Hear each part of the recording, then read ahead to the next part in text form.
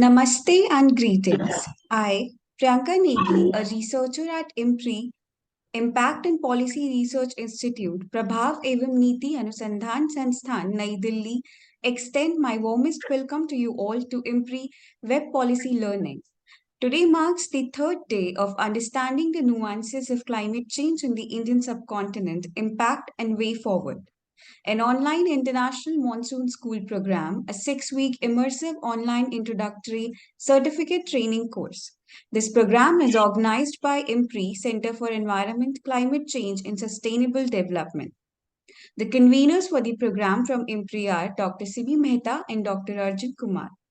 Before we start today's session, I would like to announce the housekeeping rules. It is imperative that you join the meeting on time. There will be a Q&A session after each presentation. Share your questions in the Q&A box and not in the chat box. The questions must not be posted as an anonymous attendee. Ensure that your questions are precise. Refrain from making general comments in the questions to save the time. Our theme for day 3 is observable calamities due to climate change.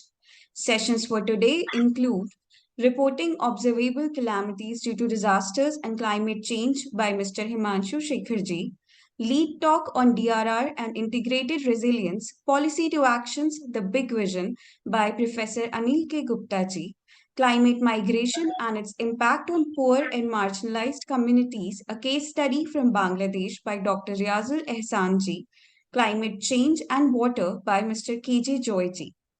Now, without any further ado, let us start the program.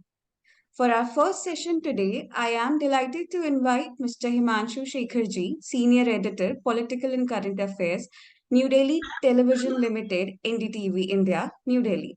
Mr. Himanshu Shekhar ji's topic for this session is reporting observable calamities due to disasters and climate change. Thank you for joining us today, sir. Over to you. Thank you, Priyanka. Thank you, Arjun sir, for this opportunity. And of course, I must compliment you for this training program on a subject which I think is becoming a very, very important area of concern for our country. I can just start with saying that last 5 months, 5 to 6 months, have been very, very significant in the context of the subject that we are discussing today. As a field correspondent, I can tell you March was a time when parts of Western UP, a large part of crops, the Rabi crops, especially wheat crops, were affected because of hailstorm and unseasonal rains. And then we started reporting on the heat wave, which had come much earlier than the summer season usually seeps in. And that had an impact on the wheat crops, which of course at that time was almost ripe for harvest. And then we have seen that during the last 3 months of the monsoon season, lots of erratic rainfall patterns have been observed. We do know at the time when we are having this interaction that parts of Himachal Pradesh is undergoing the worst disaster experience in the last almost 5 decades.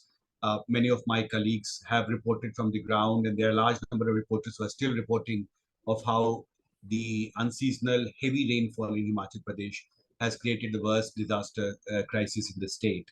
And in fact, only yesterday, Home Ministry told us that around 330 people have already been killed in these disaster incidents, which is very, very unfortunate. And imagine the losses, which is also now estimated to be more than 10,000 crores. And Himachal, of course, is a very small state with infrastructure largely conditioned for tourism.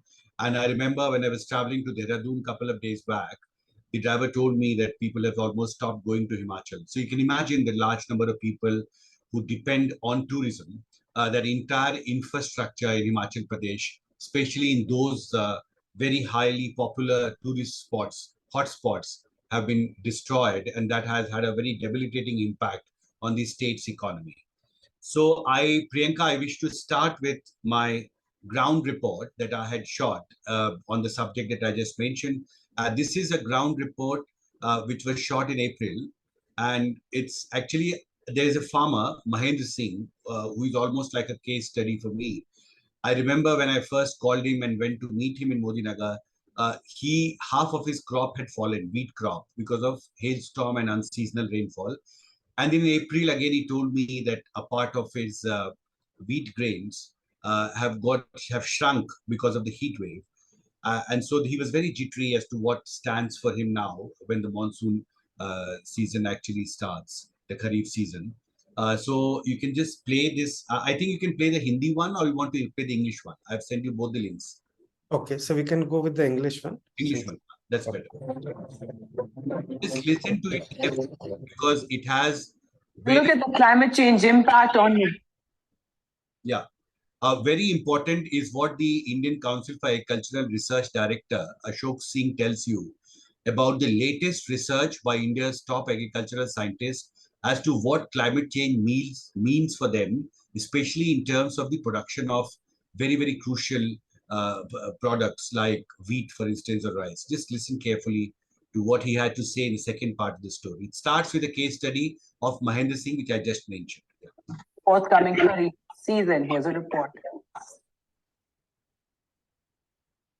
Wheat farmer Mahendra Singh is getting increasingly tense as climate change has begun to seriously impact farming in his village. He had sown wheat in his 1 acre farmland in the Gadana village of UP's Modi Nagar during the Rabi season this year. The unseasonal rain and hailstorm in March destroyed almost half of his wheat crop.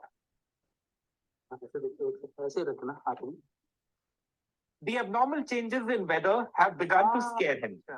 After the heat wave in April, he is now fearful of what lies ahead during the forthcoming Kharif season. The Met Department has forecast a normal monsoon, but he says only God can save farmers. In many parts of western Uttar Pradesh, the above normal temperature in February had a bad impact on wheat crops. And then the unseasonal rain and hailstorm in the month of March destroyed wheat crops in many parts. Mahendra Singh lost a significant part of his wheat crop in March, and he is now fearful of what will happen during the Kharif season. गेहूं की फसल बर्बाद हो गई है, उसमें हमें काफी नुकसान रहा, जबकि वो 11-12 मन बीघे की निकलनी थी, उसमें 6-7 मिला, 6-7 मन बीघे को मिला, और उससे काफी परेशान है। आगे की फसल में मौसम में बदलाव है, कभी घटा आ जाती है, कभी ज्यादा धूप आ जाती है, उससे जो काफी परेशानी है, उसमें ये है कि पता नहीं क्या होगा आगे। Just a few yards from Mahendra Singh's farm, Shamuddin is harvesting the ready wheat crop.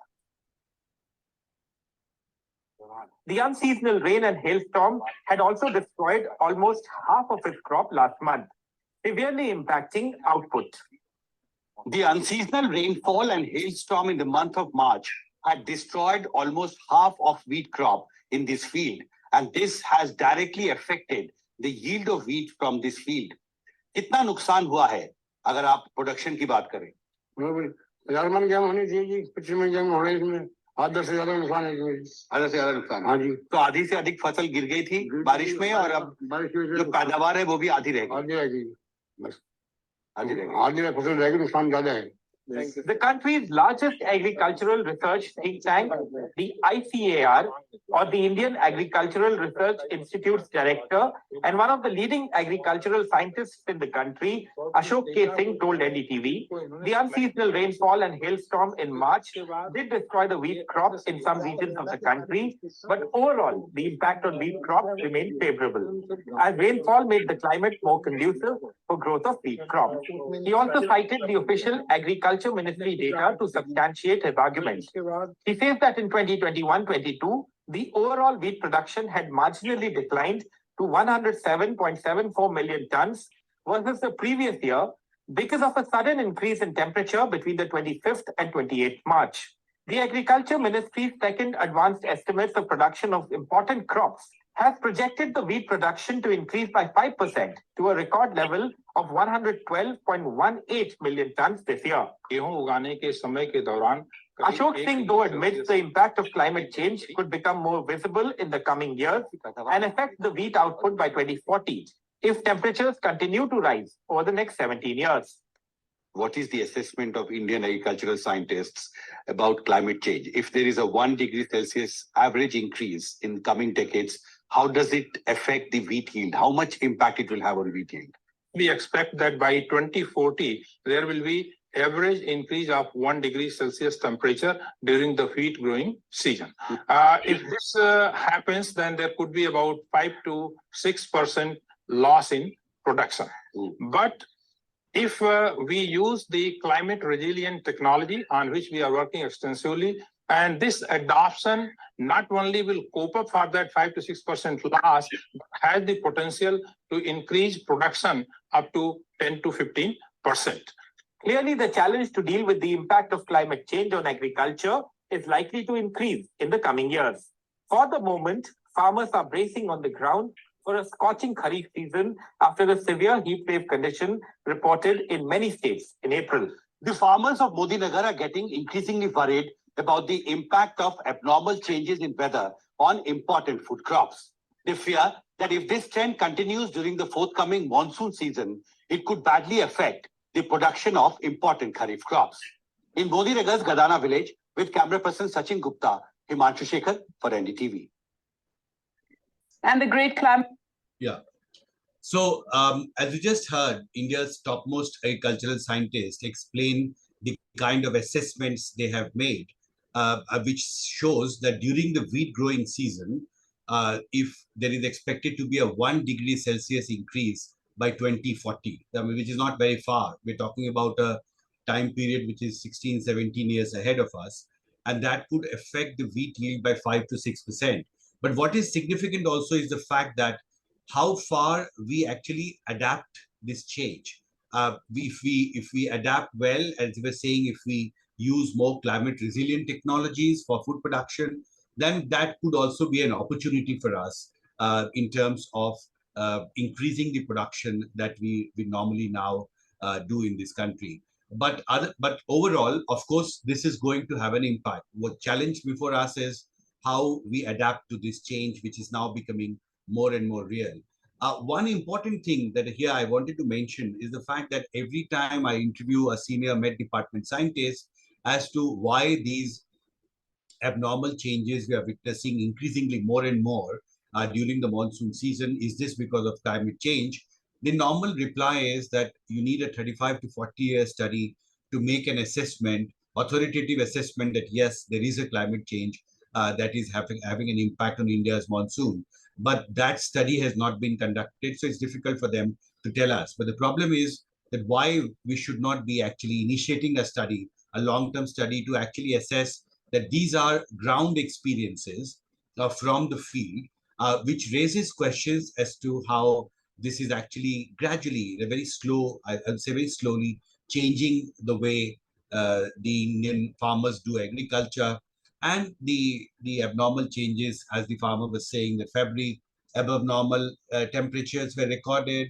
Then in May, then in March, again unseasonal and hailstorm and rainfall, and then followed by a monsoon which is very erratic. Some parts of India, especially northwest India, has received far more rainfall than the average, and the result is what we see in Himachal Pradesh and Uttarakhand today. While there are parts of India where the average rainfall is less than what it normally is in this season. But this, of course, requires a long-term study. On this subject, I also did a report on a very important report of the Parliamentary Standing Committee on Water Resources. This is on another subject that has been deliberated for very long in India. This is on the impact of climate change on glaciers and how that could lead to much bigger disasters in future. Without wasting any time, I think I request Arjun sir to just play this up. It shows how governments and parliaments' own assessment about how climate change is affecting the glaciers in the country and the threats to disasters that may follow. Yeah, please, sir. This was in budget session of Parliament. Yeah. Sir, I think you have to put the audio on. 2021 की चमोली आपदा का असर glacier के सिकुड़ने पिघलने की रफ्तार जो है काफी बढ़ रही है और ये चेतावनी जल संसाधन मामलों पर संसदीय समिति ने संसद में पेश अपनी ताजा रिपोर्ट में दी है। इसमें 7 फरवरी 2021 की चमोली आपदा का हवाला देते हुए संसदीय समिति ने एनडीआरएफ के लिए एक एयर फ्लीट तैयार करने की सिफारिश की है, जिससे कि राहत बचाव के लिए एनडीआरएफ के जवानों को आपदा स्थल पर जल्दी से जल्दी पहुंचाया जा सके। चलो 7 फरवरी 2021 को चमोली में ग्लेशियर टूटने से जो अचानक बाढ़ आई थी, उसमें बचाव के लिए एनडीआरएफ की टीम को पहुंचने में काफी वक्त लगा। यही नहीं, चमोली जैसी आपदा से निपटने के लिए एनडीआरएफ के पास मलबा हटाने वाले आधुनिक उपकरण तक नहीं हैं। ये राय उस रिपोर्ट की है जो जल संसाधन मामलों पर संसद की स्थायी समिति ने बुधवार को संसद में पेश की है। फरवरी 2021 के चमोली डिजास्टर का हवाला देते हुए संसदीय समिति ने संसद में पेश अपनी रिपोर्ट में कहा है कि एनडीआरएफ के पास अपना एक अलग एयर फ्लीट होना चाहिए, जिससे कि देश के किसी भी हिस्से में अगर डिजास्टर होता है तो राहत और बचाव के काम को जल्दी शुरू करने के लिए एनडीआरएफ के जवानों को वहां जल्दी से जल्दी पहुंचाया जा सके। फिलहाल एनडीआरएफ को डिजास्टर साइट पर पहुंचने के लिए इंडियन एयरफोर्स की तरफ से मुहैया कराए जाने वाले एयरक्राफ्ट या फिर राज्य सरकारों की तरफ से मुहैया कराए जाने वाले चॉपर्स पर निर्भर रहना पड़ता है। एनडीआरएफ में हमेशा एक डेडिकेटेड एयरविंग की आवश्यकता महसूस की गई थी। मुझे याद है 2014 में जब श्रीनगर का फ्लड आया था, उस समय ये बातें बहुत ताजा थी कि 2013 के केदारनाथ ट्रेजेडी में एनडीआरएफ की टुकड़ी समय से इसलिए नहीं पहुंच पाई क्योंकि उनके पास कोई एयरक्राफ्ट नहीं था, कोई वहां जाने का साधन नहीं था। 2014 में, 2015 में, 2016 में हम लोगों ने महसूस किया और यही कारण था कि एज डीजी एनडीआरएफ मैंने ये अनुरोध किया था भारत सरकार से कि एनडीआरएफ को एक डेडिकेटेड एयरविंग होने की आवश्यकता है, क्योंकि अगर एयरविंग होता, उसके पास एक डेडिकेटेड एयर पैसेज होता, तो संभवतः एनडीआरएफ की टुकड़ियां समय से तत्काल प्रभाव से उस स्थान पर पहुंच पाती जहां ये डिजास्टर हुआ। मुझे खुशी है कि इस प्रकार की अब बात चल रही है कि एनडीआरएफ को एक डेडिकेटेड एयरविंग दिया जाए ताकि उसकी टुकड़ियां प्रोएक्टिवली होकर और प्री पोजिशन्ड होकर या डिजास्टर होने पर तत्काल वहां पहुंच सके। संसदीय समिति ने आगाह किया है कि हिमालयी क्षेत्र में जलवायु परिवर्तन के असर से हाल के वर्षों में हिम नदियों के पिघलने की रफ्तार बढ़ी है। रिपोर्ट में कहा गया है कि हिमालय काराकोरम क्षेत्र ग्लोबल औसत की तुलना में 0.5 डिग्री सेल्सियस की तेज गति से गर्म हो रहा है, जिससे ग्लेशियरों के पिघलने में वृद्धि होगी और आपदाएं भी बढ़ सकती हैं। छोटे ग्लेशियर ज्यादा तेजी से सिकुड़ते हैं, इनकी ठीक से निगरानी भी नहीं हो पा रही। हम सब जानते हैं कि हिमालय क्षेत्र विश्व के सबसे अशांत क्षेत्रों में से एक है। पिघले ग्लेशियर और हिम नदी झील के फटने से खतरे बढ़ रहे हैं। इस रिपोर्ट से पता चलता है कि हमें हिमालय के परीक्षण के लिए इंस्टीट्यूट बनाने की जरूरत है, क्योंकि शोध में कहीं ना कहीं कमी है। संसदीय समिति ने हिमालयन क्षेत्र में ग्लेशियर की बेहतर मॉनिटरिंग के लिए एक मजबूत अर्ली वार्निंग सिस्टम सेटअप करने की भी सिफारिश की है। दिल्ली से सचिन गुप्ता के साथ Himanshu Shekhar, NDTV India. Now, this report actually highlighted the fact that there are weaknesses in our response strategy. As the report said in the first part, that NDRF doesn't have a special air fleet which can be used to fly Jawans to the disaster zone. And it ends with Amita Singh, Professor Amita Singh, who had set up a special center for disaster research in JNU. She is saying that Himalayan region needs a new research institute to study all this, because Parliamentary Standing Committee says that at the moment, the state of the glaciers are not being monitored very effectively. And it also needs an early warning system. Now, we do know that just 2 days back, millions of Indians got an emergency alert message on their mobile phones. And there was panic. In fact, I remember I was going for a shoot. My driver said, I thought that my phone is going to break. So he had switched off his phone. But many people were shocked when they got a message, and there was a noise which existed for many seconds, and there was an emergency alert. Later on, when we investigated, we found that this was part of a pilot project that was being initiated by National Disaster Management Authority, considering the fact that there have been increase in the intensity, frequency, and scale of disaster incidents, that how do you actually alert human beings, citizens, from immediately if there is a possibility of a disaster in their neighborhood. And this was part of that project. Now, I've been told that next 6 to 8 months, this cell-based technology disaster alert emergency system will be activated in the country for the first time. And remember, it essentially means that if you are in a city which is close to where the disaster is likely to happen, then all those lakhs of people living in the city will get this emergency alert that you should stay indoors. There's going to be exceptional amount of rainfall. Disaster is likely in your area. So this is a kind of a new disaster response strategy also, which is necessitated by these changes that climate change is actually inducing. And in this context, there's another report that we actually reported. This is a reply given by Minister for Environment in Lok Sabha as soon as 7th August 2023. That is just around 12 days back in Lok Sabha. And this is a written reply. The question was from the Hyderabad Lok Sabha MP Asaduddin Owaisi, and he had asked whether the government has assessed the reasons for excessive rain in some parts or the cyclone on the other from the environmental and climatic angle, and if so, details thereof and guidelines issued to states in such calamities. This is a question that was raised in Lok Sabha by an MP who's fairly well known. I think, Arjun sir, you can just show this up. Yeah. In the second page, a very concise reply has been made. Yeah, this is the one. Yeah.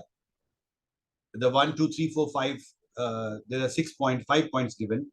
I think that's where I think we can share this answer also. I'm just reading from what the Environment Minister has told Parliament just 12 days back on how climate change is actually having an impact on the ground. India's average temperature has risen by around 0.7 degrees Celsius during 1901 to 2018.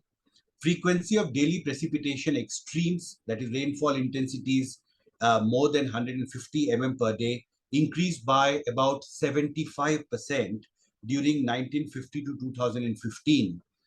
The frequency and spatial extent of droughts over India has increased significantly during 1951 to 2015.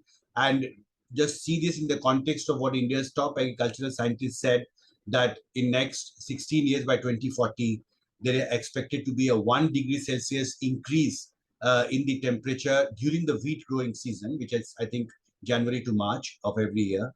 And this could actually lead to a 5 to 6% decline in the wheat yield.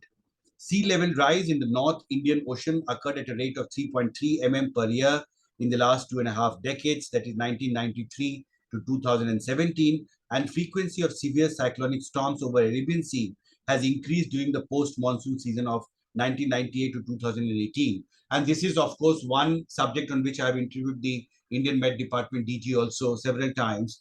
And he has said that there is data now which substantiates that in the Arabian Sea, the frequency and scale of very high intensity cyclones is gradually increasing, which is very worrying in the sense that this coastal belt on the western side, on the west coast, Gujarat, Maharashtra, Kerala, Tamil Nadu, Andhra Pradesh, these are very crucial economic states. And we have seen that whenever such disasters, especially cyclones, have hit this area, it has led to large amount of economic losses. Though because of a very good response strategy, the losses have been minimized because large-scale evacuations are now initiated, and we now know every minute where the cyclone is, at what time the landfall is expected.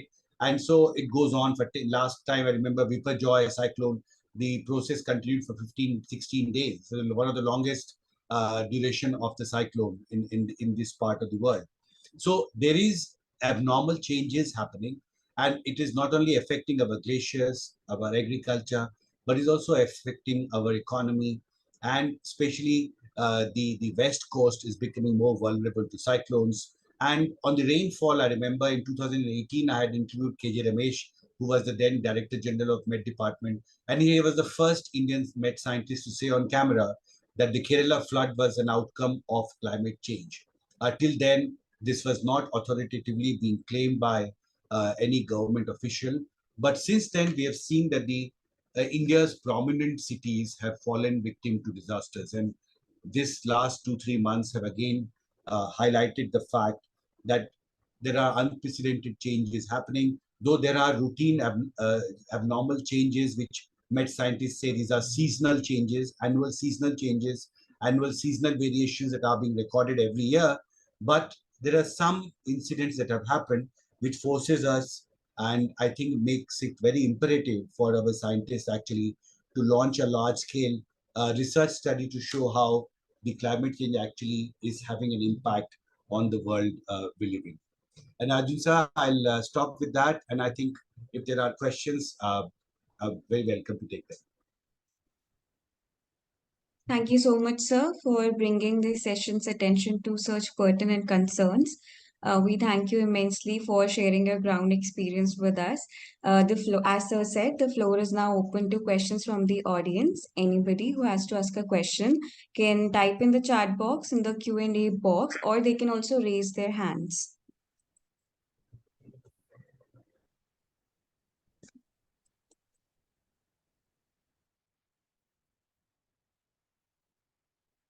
Komalji has raised hands. Komalji. Hello. Yes, sir. Good afternoon, sir. Sir, just like in the beginning of the session, we saw that one of the farmers, how the entire production of the crop is affecting due to climate change. So, sir, since climate finance is one of the things that are now being initiated by quite a few government-oriented organization, and also the Paris Agreement that has been there, which talks about the finance as well. So, sir, could you tell us for India specific, like what could be various schemes for climate finance, which could help some in some or other way, it could help the climate change. You just heard the Indian Council of Agricultural Research Director Ashok K. Singh. He made a very important, I think, valuable observation that while it is true that Indian agricultural scientists are now estimating, as I said earlier, that there is expected to be a 1 degree Celsius increase in temperature during the wheat growing season, that is from January to March every year. And that could actually affect the wheat yield by 5 to 6%. That is a big loss. 5 to 6% in a country like India is a big loss that we'll have to incur. And not only a loss of income to farmers, large number of farmers, but even in the market, then you become more and more import dependent. And we do know that because of Russia-Ukraine war, last 2 years have been very difficult for the wheat market, global wheat markets, because 29% of the global wheat export used to be contributed by Russia and Ukraine. So we are already in a crisis as far as wheat is concerned. And if there is more decline that is expected, feared, as these two case studies that I did, of course, it raises a serious concern. But the answer is that we need a new response strategy. That would mean that the cropping seasons that we have conventionally followed, they need to have a rethink on that. You remember the first farmer was telling us that at times there is a heat wave that affects our crops, then there is an unseasonal rainfall or hailstorm which affects our crops. And both these farmers, half of their yield has actually been lost. It's a serious loss of income for them. The answer, of course, one very important answer is adaptation. Now, climate adaptation is a subject on which a lot of research has happened. And I request all of you to study the new deliberations that are happening in the G20 platforms on climate finance. I think a couple of meetings have happened. I've read the details. But a large part of exercise, I think, needs to be tailored to ensure that we use more and more climate resilient technologies.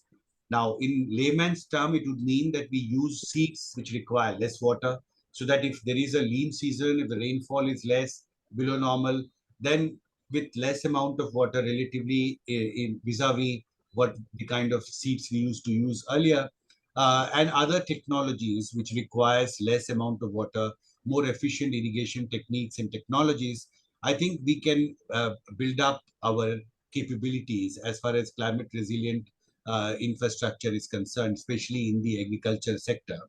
But the second, of course, thing is the fact that the state has to come forward in a more, I would say, more actively has to come forward to address these concerns that farmers have. Now, that would essentially means, for instance, 2 days back, we were doing a story that when you're reporting on a disaster in Uttarakhand, then we should not forget that how it has actually affected agriculture. Now, we do know that the Kharif season is going on.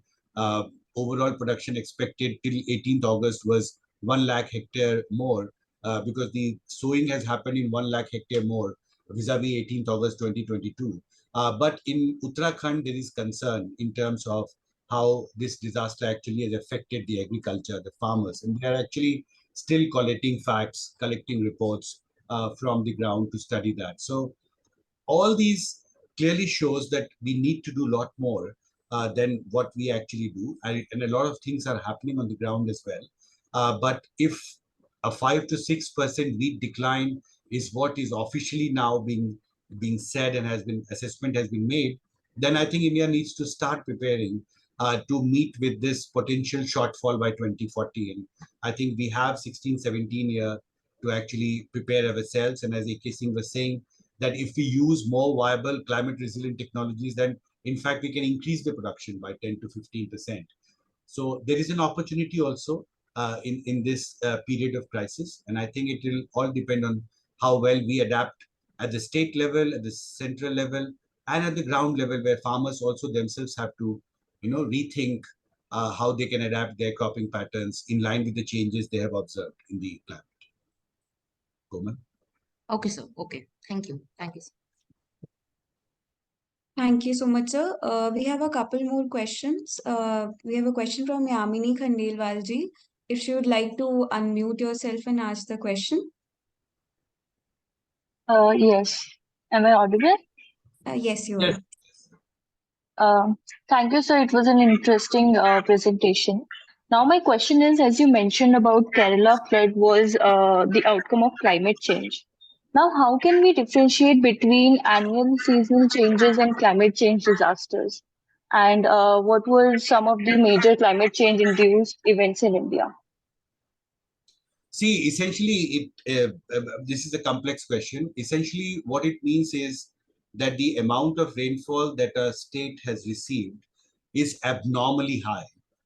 For instance, I reported on ground during the Kashmir floods of 2014, which is considered the worst flood in the valley in last 102 years. I've written a research paper also on that. And when I was going through the data that has been published and also been submitted in Parliament, districts like, for instance, Sopore or, for instance, Srinagar received exceptionally high amount of rainfall. I don't have the data in front of me now, but I can tell you that some parts of Kashmir received abnormally high. I mean, they had not received such a rainfall in last 100 years. This was a very, very abnormal incident in terms of the rainfall. And that is why the response system was also not ready. I remember at the Srinagar Air Force Station, I had asked the then Chief Minister of Jammu Kashmir, Umar Abdullah, that we don't see SDRF on the ground. Where are the SDRF Jawans being deployed? He said that, sorry, the SDRF has not even been set up in Kashmir. So, the problem was that nobody had actually estimated that such a thing can happen in a valley. I remember shooting in colonies which remained flooded for 16, 17 days, because valley is largely like a cup. So when a water comes, it gets and stays much longer than what it does in the plain area. So one way of looking at it, of course, is the abnormal amount of rainfall that a region receives, and which is far, far more than what the data that they have recorded. And this, of course, is one reference point to show that something very abnormal is happening in the weather. Second, of course, the thing is, in the case of Kerala, for instance, was a very abnormal changes in weather. I remember an expert told me that 2016 and 2017 were monsoon deficient months in Kerala. The monsoon deficiency was very high, and there was fear of a drought in some parts of Kerala. So in 2018, July, when abnormal amount of rainfall started happening, then they decided to allow the dams to fill up, because the water level had dipped because of very poor monsoon in last 2 years. So everyone was very happy that finally a lot of rainfall is happening. So they allowed the dams to fill up. What they did not estimate was that August, there was another wave coming. So when in August again an abnormal spell of rainfall happened, then these dams they started getting overflowing, and the administration was forced to open the gates, and that led to flooding in the low-lying areas. And because of uneven, unplanned development, lots of landslides happened. And remember, that was a time when the state chief minister announced that there is a ban on mining in Kerala. So this was a very, very abrupt response to a tragedy because they had not estimated that something of this scale will happen. So this is again a subject of study. We do know that uh, other states also have received very high abnormal rainfall, especially northwestern India this year, especially in Himachal Pradesh. The losses are very, very high, especially in the tourist hotspots. And here I wish to mention and request all of you, you can see the vlogs that even villagers have recorded. This is something very new I found on YouTube, that all the damages that the rivers have caused have been documented by people on their mobile phones through vlogs. And there is one boy who's done exceptional amount of work, and he has shown actually on camera, he's recorded it, that how in a matter of 40-45 minutes, the river changed its course, and then how the houses start falling, then the temple falls, and the river is changing its direction is documented on his mobile phone. And people running here and there. Nobody was prepared because they had lived there for decades, and they didn't expect that this much of amount of water will suddenly be released in the river. So these are very complex issues, but of course, one way of, I think what KJ Ramesh had told me was that they have conducted a 5-decade study which shows that the frequency of high intensity rainfall is gradually increasing in India, while the frequency of low intensity rainfall is decreasing. Now, what this essentially means is that when in a given area, the intensity of frequency of high intensity rainfall suddenly increases, it causes the disaster that we are witnessing now in the last couple of years. Thank you, sir.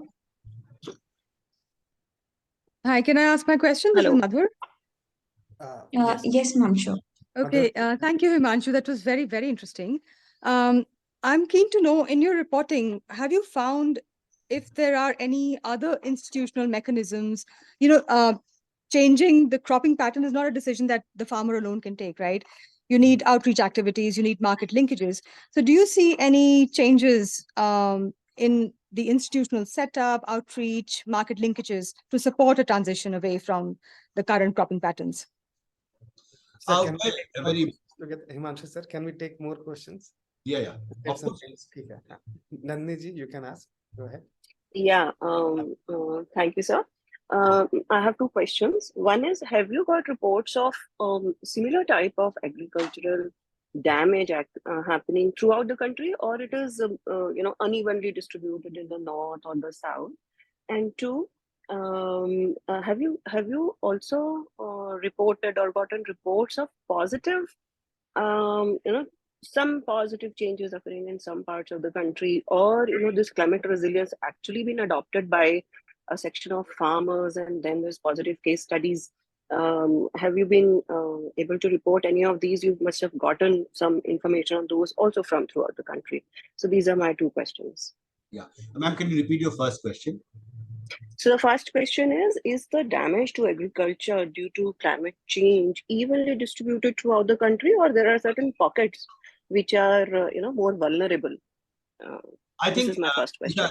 These are pockets actually. You see, at the moment, as I showed in my report also, that overall the wheat production is expected to go up. But here I found two farmers in Modinagar who had suffered 50% crop loss. So in parts, this is a very localized kind of an impact assessment that we have done. And as I said earlier also, that you need a long-term study, national level study to show actually how it is happening. See, as a field correspondent, I have the wherewithal to go to a particular area where we get report that there is a sudden, let's say, hailstorm or a unseasonal rainfall has happened. We rush to that area and we see, you can see it's so easy that large part of the land is where the crops have fallen. In Modinagar, I have done several such stories in the past also, but we only can concentrate on a block, let's say a small block, because you see, when a hailstorm or unseasonal rainfall happens also, the damages to the crops, there's an interesting pattern. There will be, let's say, 5-acre land where the crops would all have fallen, as I've shown in my story. But in the next, the neighboring 100 acres of land, nothing happens to them. So the damages are very, very localized, even in a given block. But as a journalist, we can only go to a particular district or a block where we get information that there is a damage happening, or there is a concern that this part of India is receiving above normal rainfall, or above normal temperature has been reported, and these are important wheat growing areas. So we go there to talk to farmers that how this, let's say in February, for instance, there was a heat wave. And I remember the state responded. There was a senior official who was appointed, agricultural commissioner. I think his name was A.K. Singh. He was made a head of a committee where those affected state representatives were also made part of it. And they were given a mandate to actually guide farmers as to what they should be doing in this period of heat wave, because that was considered very damaging for the wheat crop. So responses are there. There are policy frameworks also. There are state support systems also. For instance, we have also reported that there are parts of the country where the heat resilient, climate resilient seeds are being distributed to farmers. There have been cases where officials have gone and they have tried to educate the farmers that they have to do ABC.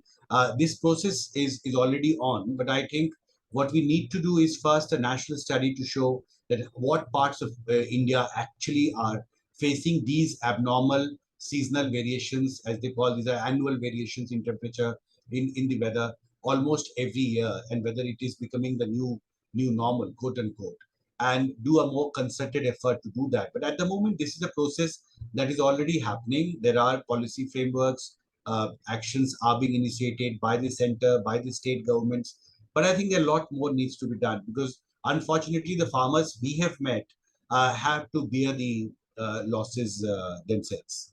So I think we need a larger national study to actually make a larger assessment for instance, A.K. Singh says that 5 to 6% decline in wheat yield because of a 1 degree Celsius increase, average increase in temperature till 2040 during the wheat growing months. Now, we don't know that this 5 to 6% yield loss will be suffered by farmers in which area of the country.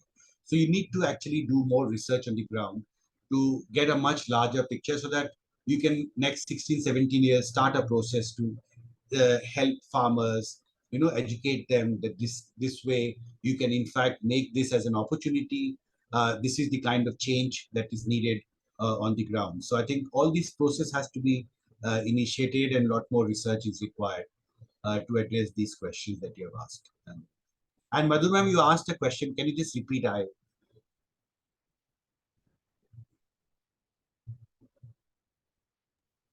Would you like me to ask it again? Yeah. I wanted to, presuming that a farmer alone can't decide to change what he's cropping, right? There has to be market linkages, outreach from agricultural universities, a whole host of policy and other support mechanisms. Do you see in your reporting whether the rest of it is in place, or are we putting too much responsibility on the poor farmer to take care of herself? Well, I think we have reported, and I think I have studied also, that in many cases, the state has initiated steps to educate the farmers. Climate resilient agriculture, I think, is a subject on which a lot of work is already happening. But I think, because considering the fact that India, of course, is a huge country, and there are some 60 crore, around 50, 60 crore farmers who are actively involved, people who are dependent on agriculture, I think this has to be scaled up at a much larger level. But of course, I think I have read policy documents which suggest that a lot of climate resilient agriculture techniques, policies, thinking, research papers, even educating farmers, helping them on the ground, this is a process that is already underway. But unfortunately, the places where we have shot these spatial ground reports, we have not come across such kind of support system. But I think, considering the fact that this change that we are discussing today is going to become more and more prominent, as per India's own premier research think tank director, then I think we need to actually do a lot more concerted action on the ground to actually address these issues. Because I think farmers are becoming vulnerable, and while the food production goes up, there are farmers, especially small marginal farmers, who face the brunt of this change. And we have repeatedly been documenting. I can in fact tell you one instance where I read in a newspaper that parts of Modi Nagar area, there's a lot of crop loss because the hailstorm was very heavy 2 days back. And I went there and I didn't know which area in Modi Nagar where the loss has happened. But while we were driving on the highway, I could see suddenly that a large tract of the land where the crop had actually fallen up to say 100, 150 meters from my eye. I could see from the highway that this is the area where the crops are just lying. They were ready crops, ready for harvest. When I went there, the farmers were complaining that nobody comes here, nobody is helping us. We have petitioned the district authorities, the Tehsildar, the SDM, the DM, but nobody has come to help us. We have suffered huge losses. And then when we do this story, next day we hear that a team of officials went to that area and they have started doing the crop damage assessment exercise. So I think we need to be more proactive. I remember a leader in a television show, if I was also part of, he was saying, I compliment you for highlighting this problem farmers are facing. And I wanted to ask him that if this is something that's happened on the ground, why do you wait for a reporter who lives in Delhi, who is not a farmer, and for him to go, and you can easily see that there's a large tract of land where the losses have happened, and why those authorities and officials who are given the primary responsibility in the administration to actually address these challenges and problem farmers are facing on the ground, why can't they be the first responders? And the outreach point that you made is very, very significant. You need a concerted outreach to reach out to these farmers because they are becoming more and more vulnerable. And for instance, one farmer said that I have decided to grow sugarcane now in the season because we have faced too much climate change, and so I don't want to take risk again in the Kharif season. So he has grown sugarcane, which is far more resilient and requires less care. And he said that it gives me less money, but still I can make my life. But remember, on 18th August, ma'am, I can tell you the data. The area coverage under rice has increased by 15 lakh hectares this year. That means 18th March 2023, the area coverage during the Kharif season under rice has increased by 15 lakh hectares vis-a-vis 18th March 2022. But the area coverage under pulses has declined by 11.59 lakh hectares on 18th March 2023 vis-a-vis 18th March 2022. So this is a big shortfall in terms of the pulses. So I think those crops which are more vulnerable, a farmer who is jittery, who has suffered losses, often can go for an option which can be not important or not, which can be an area of concern from the food security point of view for the country. So I think this outreach suggestion that you have is very, very significant. And I think you need a national outreach to ensure that the kind of crops we need for our food security are kept safe. Because remember, after March 2020, we still have a free food scheme in this country. That essentially means large part of our poor still need the state support in terms of the free food supply that they need. And to ensure that we continue to have surplus stocks in the FCI godowns to actually keep these free food schemes running, it's important that we keep a very close eye on what is happening on the ground. Thank you so much, sir. I think we're done with the questions. Sir, I wonder if you would like to leave us with some final remarks since we have such a huge lot of climate change enthusiasts among us. Yeah, I think, we all have to contribute to ensure that this discourse, this national discourse becomes more prominent. This discussion, of course, is a very important exercise in that direction. But, as Madhur ma'am said, that you need an outreach to reach out to those people who are becoming more vulnerable. I remember lots of documentaries have been shot on Sundarbans, for instance, where there's large-scale migration now happening. It is happening in the coastal belt very significantly, especially those people who are living in the coastal belt around the western coast of India, where the frequency, as I said, of the high intensity cyclones are gradually rising. People are becoming jittery. So it's affecting millions of people. It's very important that we not only farmers, but even fishermen or other communities who are dependent on weather and on sea for their livelihood. You need a national outreach plan to reach out to them, educate them that how they can cope up with this crisis. Because remember, whenever a cyclone comes for 2-3 weeks, the fishing is stopped. Then the ban is imposed on fishing. The movement of boats are stopped, and that affects the fishing economy in that area. So it's like you're asking a daily wage laborer not to work for 15 days. And we have seen during COVID-19 pandemic what happened during lockdown, when millions of Indians were forced to walk on foot back on their home from the industrial centers because they had no food to survive. So this is a very important, I think, human interest subject. And it's very important that there is a national outreach, and we all should try and contribute more to ensure that we are all more sensitive towards these changes in the weather that we see and experience now far more frequently than what we used to do earlier. But the Met scientists still don't say that this is climate change.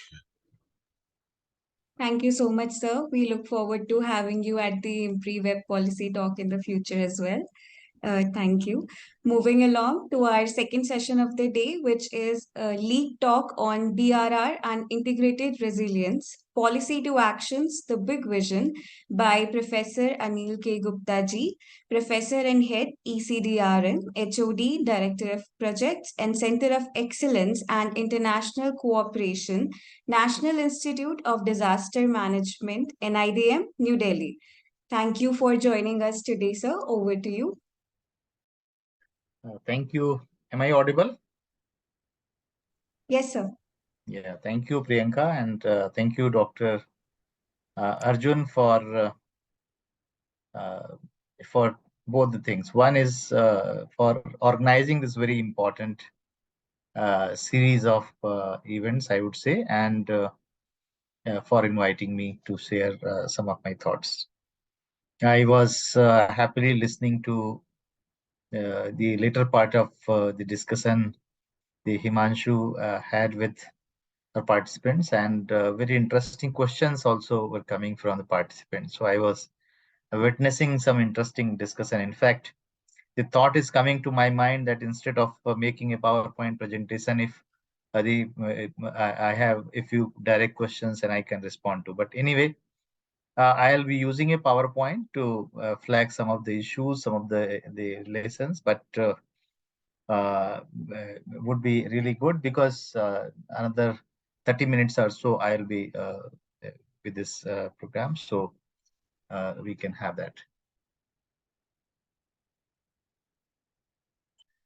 So I think some discussions have already taken place around how climate change is leading to the increasing intensity and frequency of disasters, because talking about disasters nowadays doesn't require a specific session on disaster. Rather, whether you talk about health, whether you talk about the impact of climate change on economy, impact of climate change on water, impact of climate change on the ecosystem services, disasters, they implicitly come in the way because the effects and then impacts and the consequences. So basically, the consequences in terms of losses to people, losses to economy, disasters come en route. So this is very important aspect when we talk about the climate change related the damage context. When it comes to climate change science, I think it's not only recent one, but in fact the climate change science started way back in the early 80s. So there's a long journey of climate change science, but it was 2007, the fourth assessment report of IPCC that brought a great awakening. However, in the past also, the book called Silent Spring by Russell Carson and many other such kind of publications brought global awakening. In India, which I consider that we should not generalize when we talk about India, because India has very distinct context. One is that India is a large country, and not only the large country, it has the largest population. And in India, we see that it has a very, very diverse everything. So diverse geography, diverse ecology, diverse cultures, and diverse level of competencies, understanding, attentiveness, responsiveness of various stakeholders, including government, people, private sector, and other stakeholders. So this is also very important to mention here. Now, a reflection of this diversity, India hosts almost all kind of disasters, bearing the active volcano. We don't have an active volcano, but we have the history for that also. But all kind of disasters, and all kind of disasters associated with water and climate we host in some or other ways.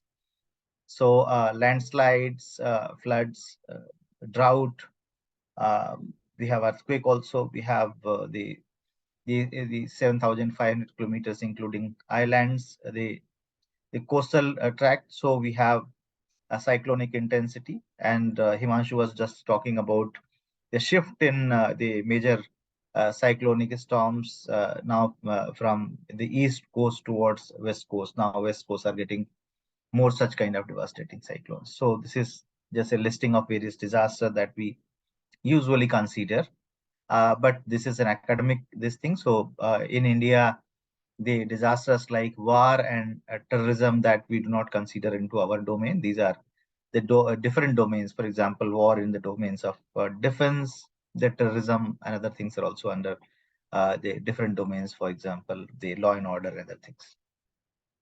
But we see that more than 70 or 80% different types are related with climate, and we host it. And what we have seen this year, 2023,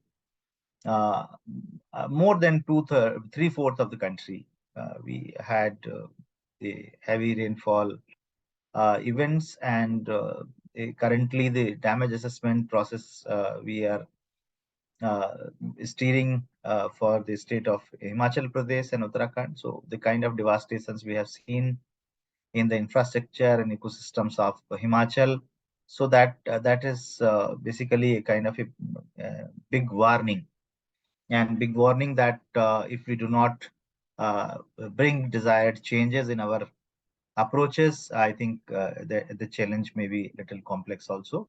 While on the other hand, we had the success stories also in our cards. For example, we managed the Biparjoy cyclone very effectively in the state of Gujarat, but the lateral parts of Biparjoy, there are also the lessons where we need substantial improvements. We had recently the other kind of disasters also. So when we say the climate change leading to disasters, basically we also need to talk about drivers. And when we say climate change, it is one of the type of environmental changes. There are other environmental changes that contribute to this. That is the land use change, as well as the changes in the natural resource system. So the ecosystem structure, decline, resources availability, their quality, all these also contribute. And that is the reason when we say that talk about managing climate-related disasters, not only the climatic actors, but equally or sometimes more importantly, the non-climatic actors are also being talked about. So after 2007, there's a global awakening, and India also, we started working on integrating climate change adaptation with disaster risk reduction. In India, we have very good case studies, but we have both kind of the case examples. We have good examples, as well as we have the examples that tells that how the systems fail, how the appropriate interventions were not there. So I think both kind of the lessons we have with us. But when we talk about the climate change impact on disasters, so certainly there are discussions about climate change and climate the variability.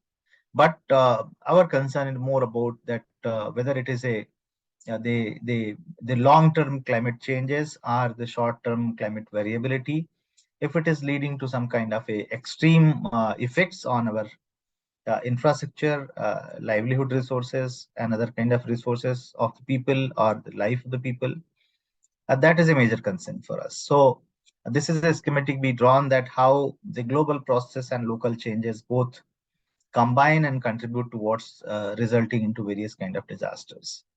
So, for example, desertification is the creeping and very short, is a slow growing process, but it contributes to increasing intensity and frequency of drought phenomenon. So basically, there are interlinkages.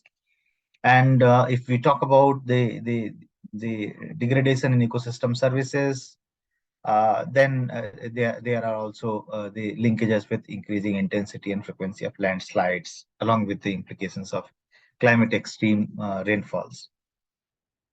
Now, this kind of projections are also there, which are eye-opener. For example, India and Bangladesh are projected to have more than around 30% of their people at the risk of disasters, climate-related disasters, more particularly oil floods.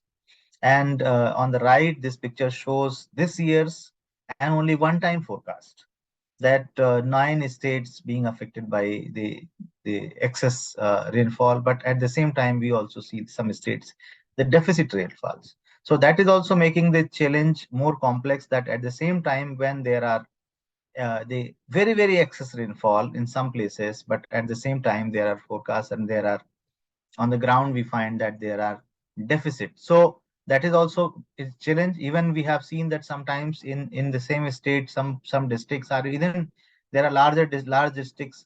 Some part of the district gets excess rainfall, some part of the district gets they quite less rainfall and faces the drought kind of situation. But if we make an average, we find a normal rainfall or almost a normal rainfall. So that way there is no impact, there is no challenge. But on the ground, there are severe challenges. So that is also very important aspect. COVID has brought the significant focus on health aspects. And while for quite some time, the air pollution related health issues were never considered related with climate change, but now the interlinkages are they evident, and we all are agreeing to that. So air pollution related, water pollution related, and the other aspects of climate change that is contributing towards degrading the resource quality, access to the various resources, all that contributing to the health challenges, besides the water and sanitation related challenges contributing to health. Other dimensions like zoonosis, like the spread of diseases when there is the water is scanty. So during the summer season, the cholera and this kind of epidemics, and then during the heavy rainfall, the other kind of diseases. So that is also a major risk. And this year we are seeing that the increase in the incidences of dengue and various other kind of diseases are also being noticed.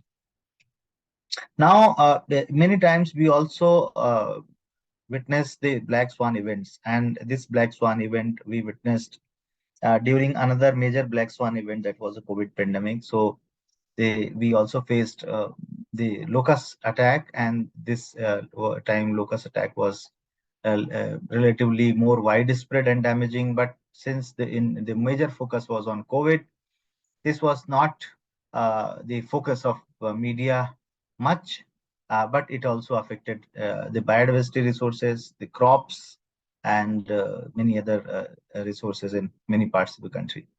So not only talking about the single incident, but that brings a lesson that it also has a climate connection. The root of these pests, basically that the favorability. So I think that is very important aspect to see that how the newer dimensions of the climatic disasters are also appearing. And in fact, there are some researches, and I would share that not actually resulted into a solid kind of evidence of a climate connection of COVID-19 pandemic, but the theory or the kind of a idea to understand the linkages between the climatic parameters and the spread of COVID from one place to other place, along with the social dimension, have also been done. In fact, we published a paper in a very, very high impact journal. The idea of exploring and developing some kind of model that can tell us that how climatic parameters also contributed to this. Basically, now globally and in India also, there is a change in the thought process. Earlier, we used to have a disaster management cycle approach. Now, the cycle, we say that the cycle is a little bit changed, and we have a bit more continuum approach. And now the concept of sustainable development has also been integrated into disaster management, because we see that if our developmental planning and process and the design of development is sustainable, I think the vulnerability to various kind of disasters is already reduced. So on that way, we see that what we call as disaster mitigation in the climate change domain, mostly we refer that as climate change adaptation and resilience. And that is the reason these both have direct linkages with the SDGs. And as we all know that the same period, we have to achieve all the three, the goals of Sendai Framework for DRR, Paris Climatic Agreement, as well as the SDGs by 2030. So there's a lot of synergies, and that is the reason we are looking at the co-benefits also.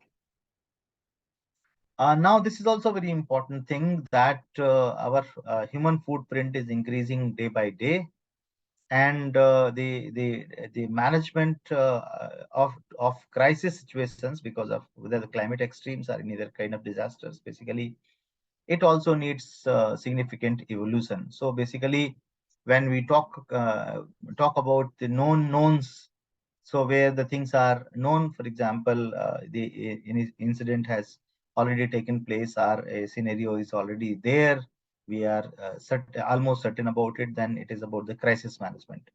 So dealing about the crisis, preparing for a crisis to effectively handle that, that is basically the kind of a risk management.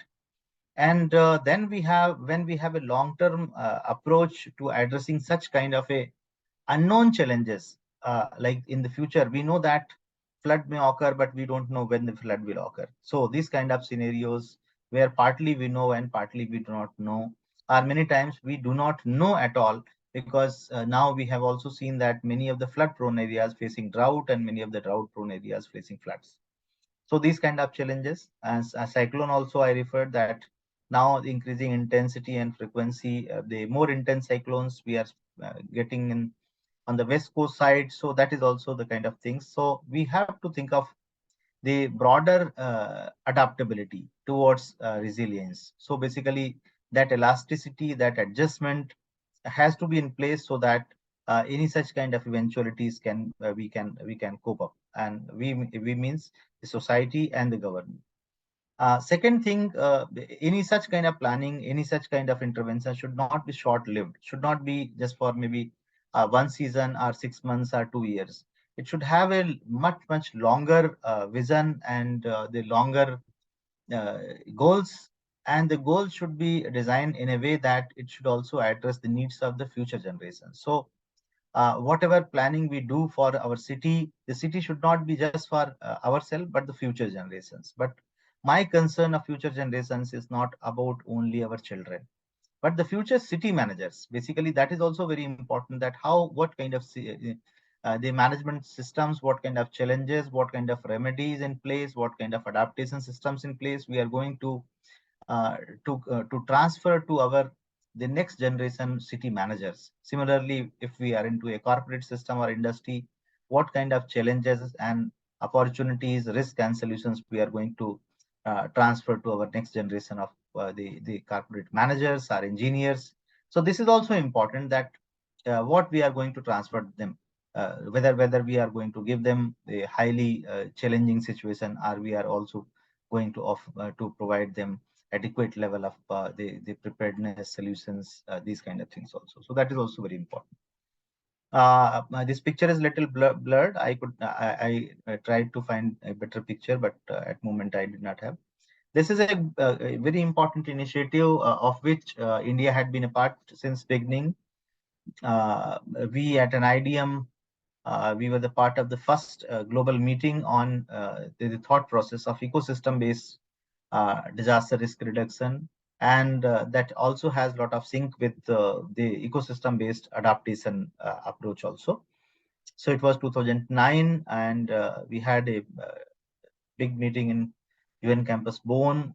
In fact, next month we are going to have 15 years of the follow-up that whatever has been our achievements over the past 15 years, and what kind of improvement we need in our approach to intensify these approaches, and why this kind of approaches of ecosystem-centric interventions are important, because globally now there is a focus on localizing disaster resilience agenda or localizing climate resilience agenda. So whatever we have been discussing at global level, whatever we talk in the conference of parties or in national policies or within the parliament, how do we really make the real impact on the ground? So that is a question. And as a question was asked to Mr. Himanshu also, that how our farmers are being they able to cope up with desire or to the challenges, are able to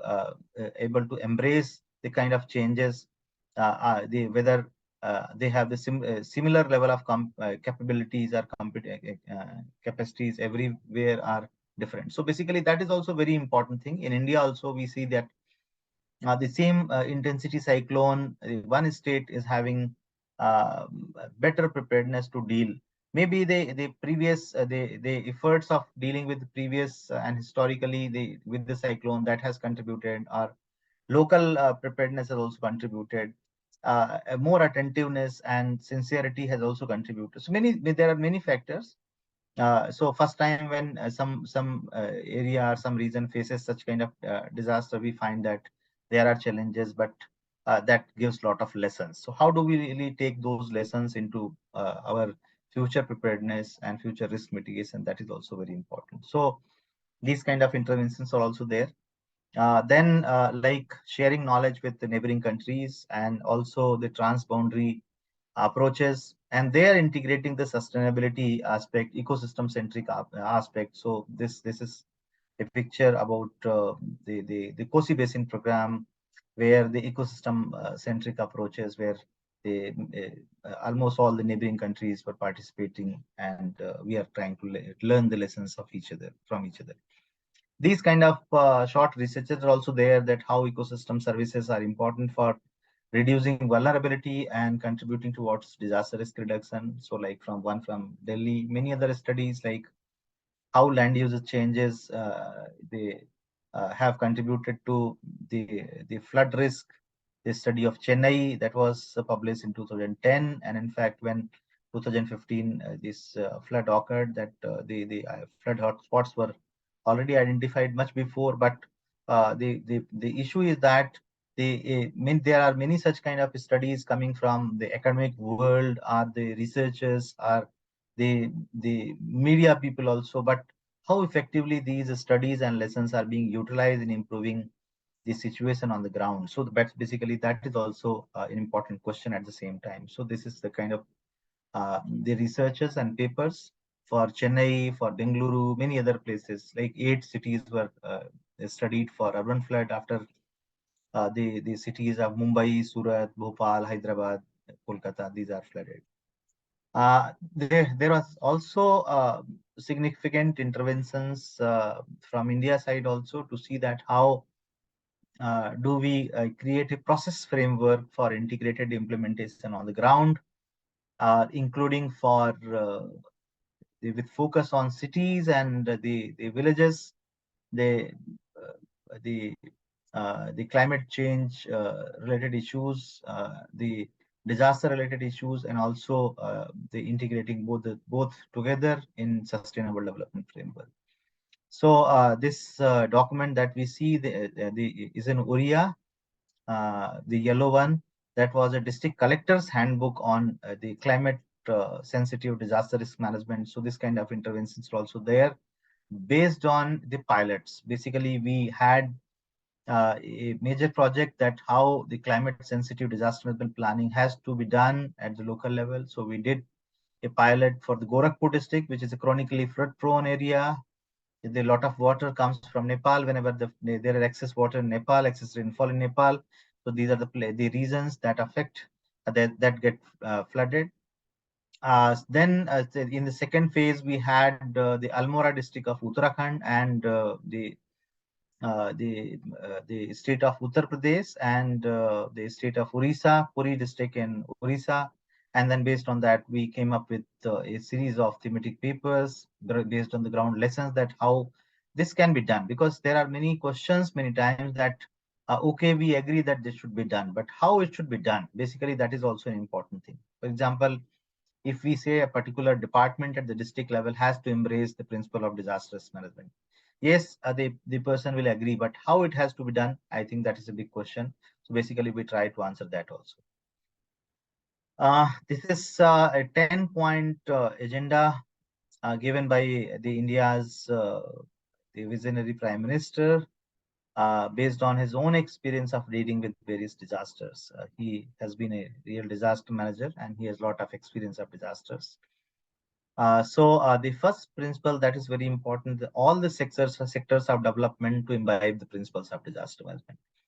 And India has taken a leadership initiative because we have asked all our central ministries and all the ministries of state governments to prepare their disaster management plan.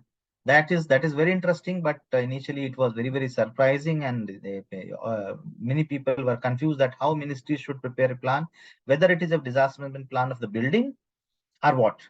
So basically, then we had to convince them, and then we had to demonstrate that how they had to prepare the disaster management plan of a ministry. It means the disaster management plan of that particular sector that the ministry deals.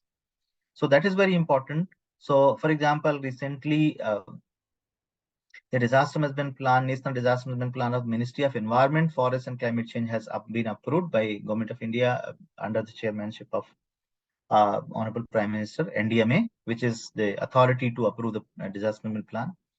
So the MOEF's disaster management plan also talks about how the floods in Assam affects the wildlife in Kaziranga and how to safeguard them. What should be done to so that these wild animals are not severely affected. So basically, that is the approach. How our protected areas are being affected by various disasters. How biodiversity systems are being affected by disaster. For example, the cyclonic storms, landslides, and floods, drought, all these affect our biodiversity and ecosystem services also. So I think that is, we also supported Department of Chemicals and Petrochemicals in developing their National Disaster Management Plan. So the ministry's plan also has the concern to each and every chemical and petrochemical industry anywhere and being affected by any kind of disasters, maybe even it is heat wave or the cyclonic storm or the coastal flooding. So that is also just wanted to share with you. Then this also includes the risk coverage for all. Also that promoting women leadership in disaster risk management. I think that is very important initiative.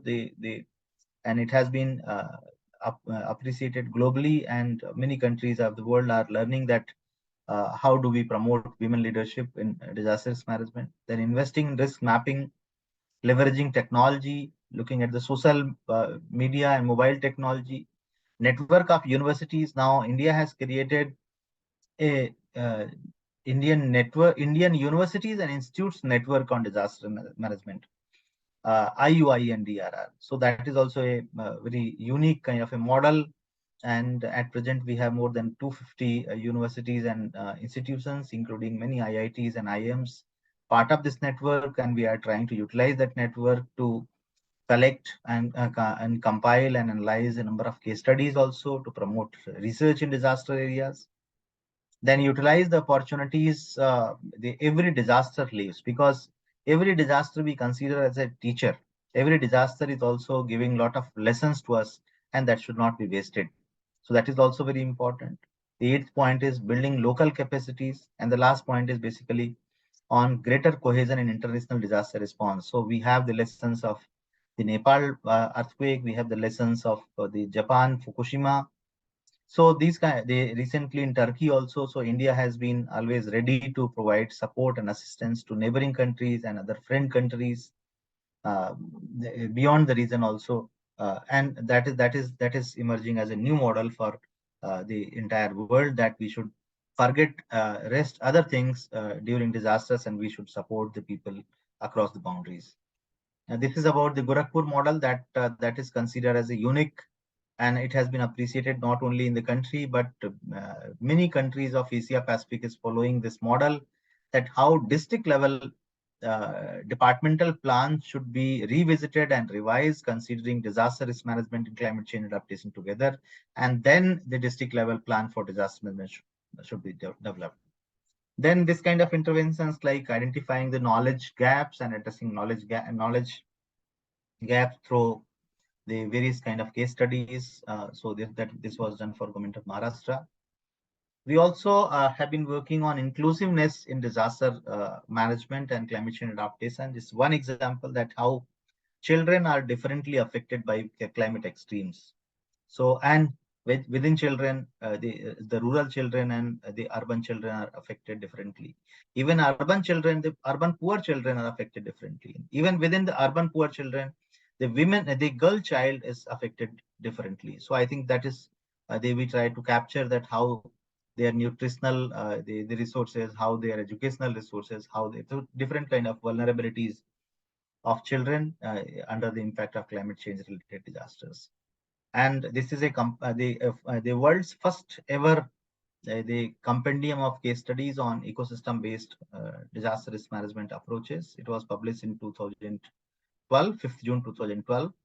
12 case studies were there, and the United Nations PEDRAR, UN Partnership for Environment and Disaster Risk Management, has been using this the compilation for almost for 5-7 years for their all training programs and policy process. Later, a bigger volume has been developed by the UN system, where we are also part. So basically, we're also looking at various tools, like how the tools like environmental impact assessment, strategic environmental assessment can contribute to DRR and the climate change adaptation. Now we are in talks with Ministry of Environment and Forests to integrate disaster impact assessment into this tool called environmental impact assessment, so that there is no additional tool, but the EIA is improved so that it can also take account of any major project, any changes brought by many major project towards disaster, the contributing to disaster risk or reducing disasters. Many state governments have also taken very significant steps. For example, this is some pictures of the recent initiative by Government of Maharashtra. Government of Maharashtra has recently established a Eco DRR Center at the Forest Academy of Chandrapur. So forest specific disasters, basically. So now people are taking a step forward to climate change related and the ecosystem related disasters more specifically. So these kind of interventions also there. Then when we talk about sustainability, for example, in cities, when we say floods or drought, I always say that we should think of one step more. Certainly, at present, the kind of challenges that we have to address that, but we also at the same time should have a long-term vision. And basically, the thought process globally and in India that is evolving of a zero discharge city and zero waste city. So how do we embrace from now? Because it should not be a different approach for disaster management, and it's a different approach for climate change adaptation and different approach for sustainability. It is the same city, and many times it is the same departments and the same stakeholder that has to work together.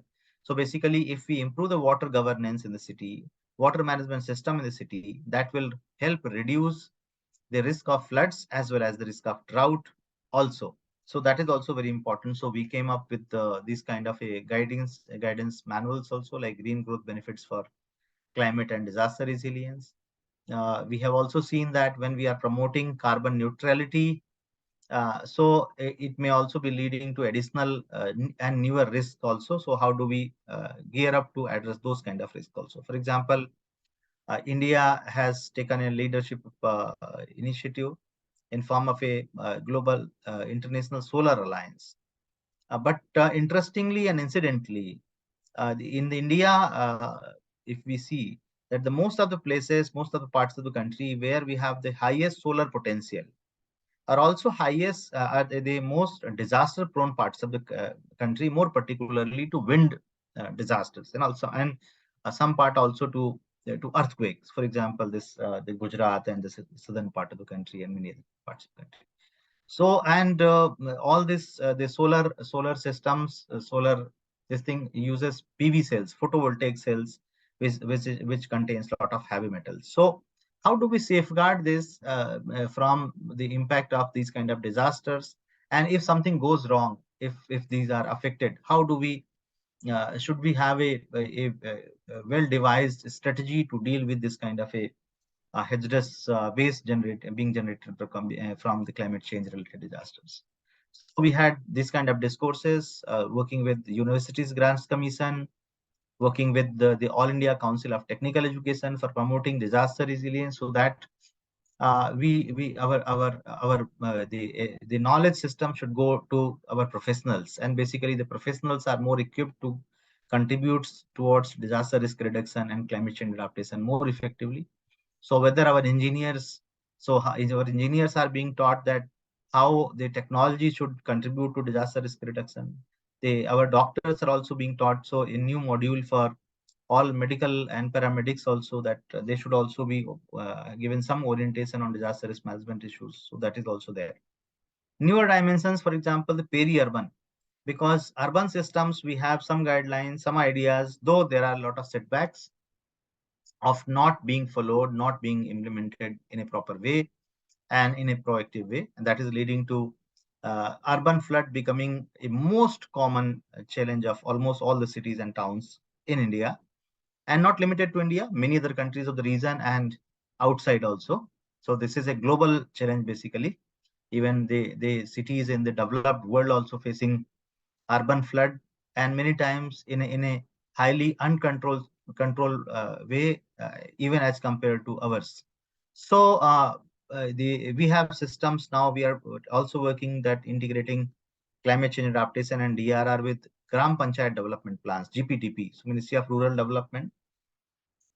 Tomorrow we have a very big important meeting, day after tomorrow, with the Rural Development Department to review this kind of work, and also to see that how do we promote Manrega to address basically to engage people contributing to addressing the challenges of climate change related extremes and disasters. So basically linkages, an opportunity to use that as a vehicle. But there is a place in transition. There is a area in transition. So basically that is a peri-urban area. We do not have any mechanism, any regulations, but that area bears the brunt of the development of the city. So all the waste there, all the labor mandis are there, and many things. And now peri-urban systems are also evolving and revolving a lot of transformation is there, because it is also being promoted as the institutional areas, also ecotourism. New hospitals are being located there. Several things are coming besides the water treatment plant, waste treatment, recycling units, all these kind of things also. So basically, how do we look at the peri-urban systems? A new approach, we have come up with a process guidance that how do we look at these, which is a kind of a interface between urban-rural transition.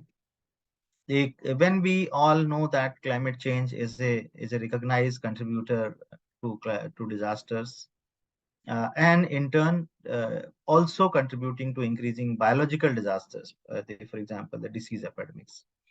So jointly with our German partners, we did a study of mapping the disaster trends, climatic disaster trends for all the states and UTs in India, also including the aspects of frequency and mortality for over past 25 years. And that report is already published. It is in public domain. So basically the three periods, during Sendai framework, before Sendai framework, that we call it the Hugo framework period, and before Hugo framework period.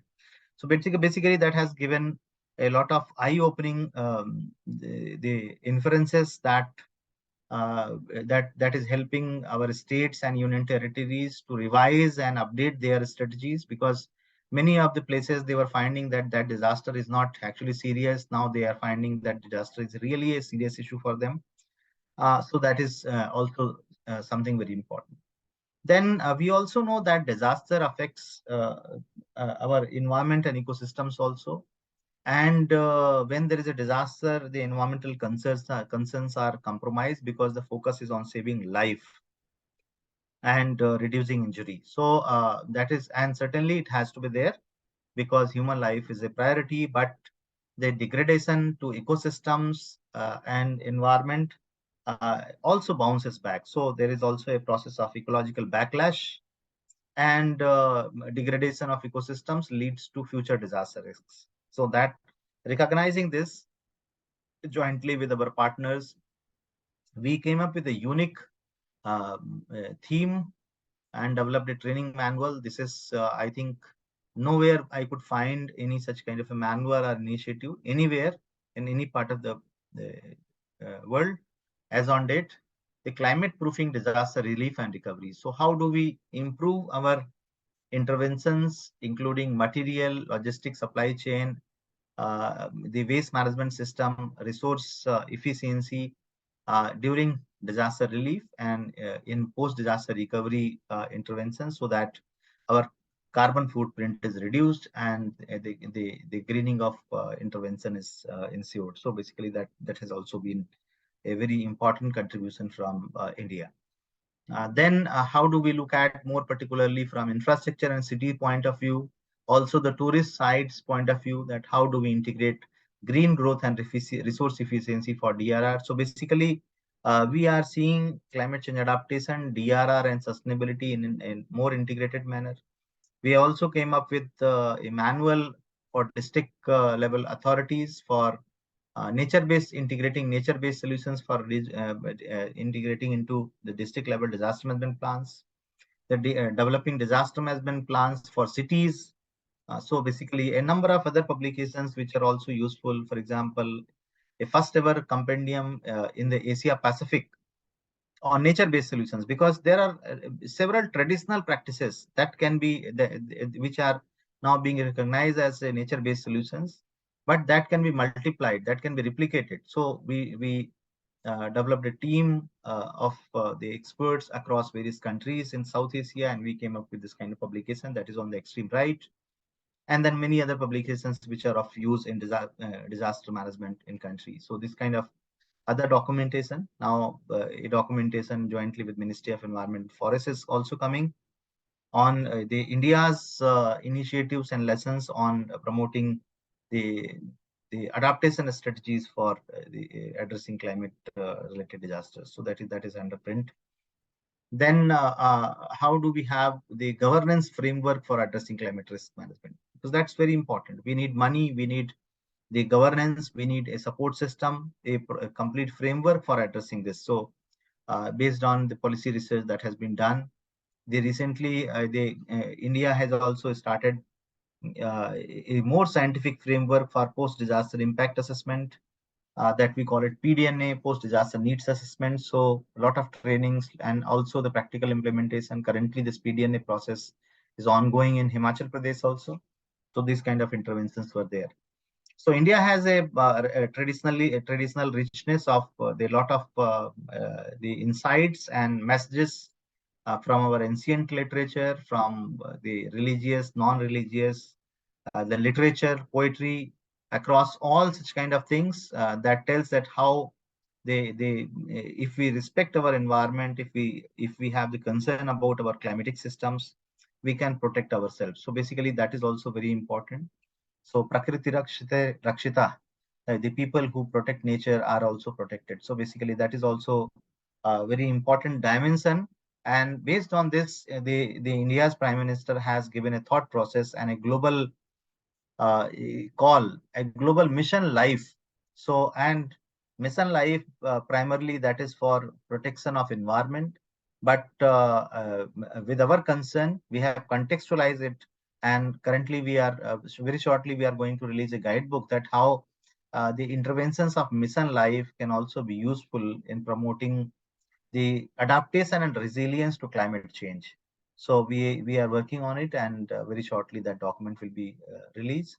And also looking at that how the already existing provisions can be utilized within the government, how the people's habits should be adapted so that they modified and improved so that we contribute towards life for resilience. So that is also our initiative. We also had a major the summit that is called the Resilience and Sustainability Summit, looking at identifying the key issues for the Vision 2047, when India will have 100 years of India's independence. So this the completion of the Amrit Kal. So that is also an initiative.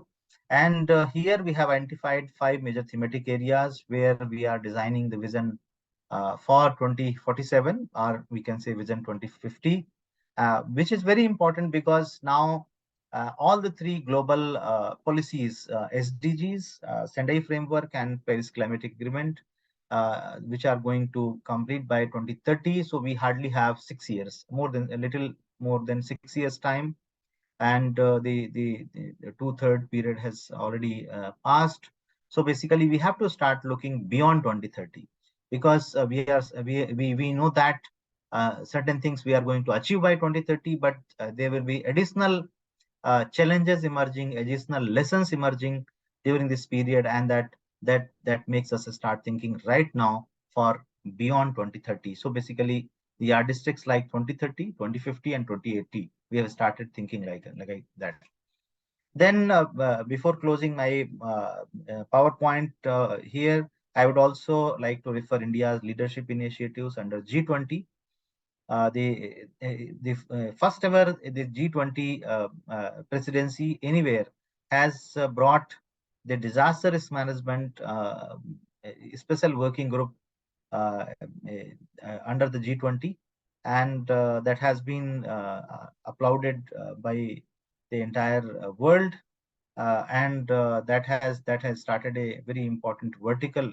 And then the next presidency, that is the Brazil, has also assured that will take it forward, and we will continue certainly on this aspect along with the working group on climate change and environment. Then International Solar Alliance, that is also India's leadership, and that has brought a global focus on the non-conventional and the renewable energy.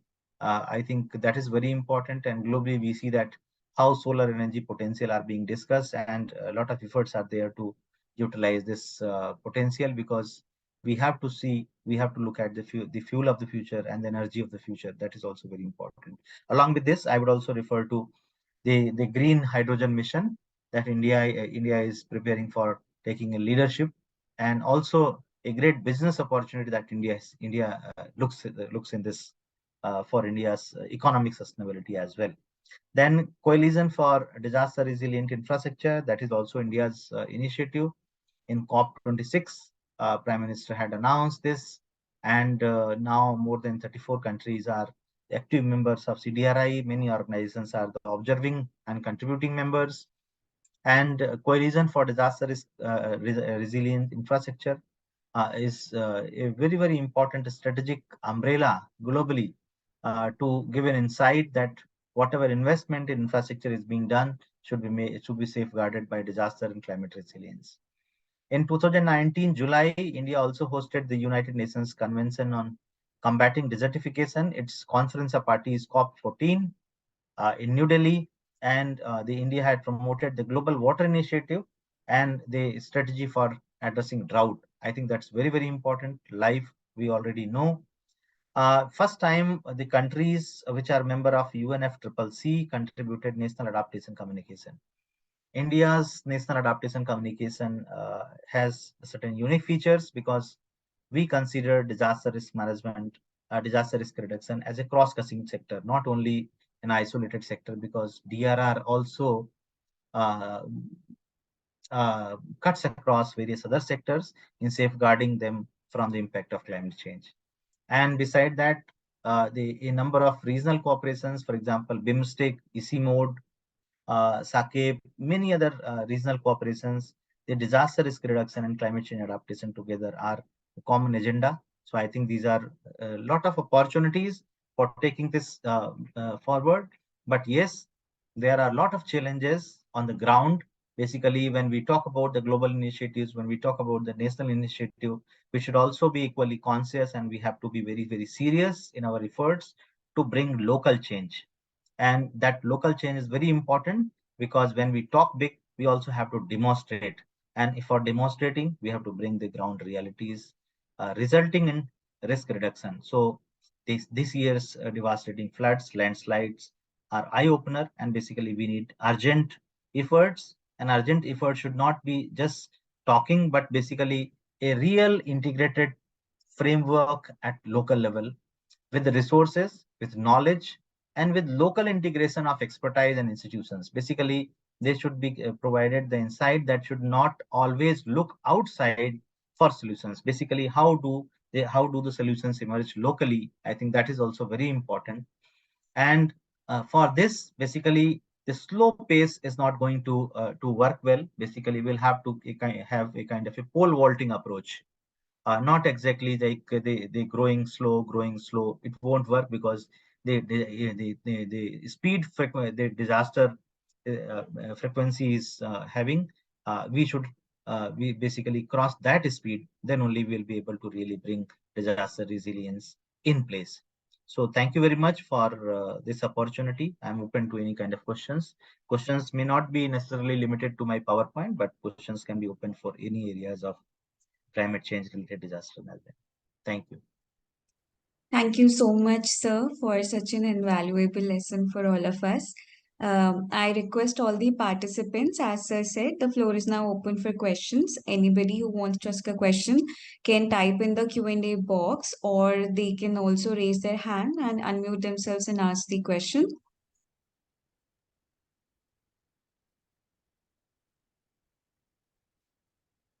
Sir, while we're waiting for the questions, I wanted to ask one related to since Himachal has now been declared a natural calamity affected state, the rains have been declared. What could be the possible plan of action for the state now, since tourism is such an important part of its economy as well? So many people are being told to evacuate their places. The concern about resettlements will definitely emerge now. Not just resettlement, but the livelihoods have heavily dependent on the tourism industry itself. And with the rains being declared natural, it's not just about declaration, I guess, but just in general that the state is facing so much of the disaster in itself. What could be the possible course of action? As you said, that the ground reality is often different and it's hard to put these plans into action on ground. What could be done now, like in this current scenario now? How can we proceed? Very important. Basically, the Himachal example, I will say 3 points. One is that the real answer lies in local capacities. The capacities cannot be concentrated all the time at the national level or the state headquarters. Until and unless we make the local stakeholders and institutions capable and accountable, responsible, the things will not change. And for making that, we also have to invest in capacity building. And basically the capacity building to use the forecasts very, very effectively. Actually, now their forecasts are there, but forecasts are not actually in the narration of the floods. Forecasts will say that maybe they heavy to heavy rainfall or heavy rainfall. Yes, it is their job. They are doing it very well, and they are trying to improve also. They are trying to improve towards nowcasting also. Maybe they will be able to forecast very effectively for next few hours also. Their efforts are very serious. But how do we really translate in terms of disaster risk? Second thing, the risk management cannot be done in hours or days or months. So, for example, if I have built my house in a wrong location, or I have placed my infrastructure in a wrong location, designed in a wrong way, with forecast, I can't change it overnight.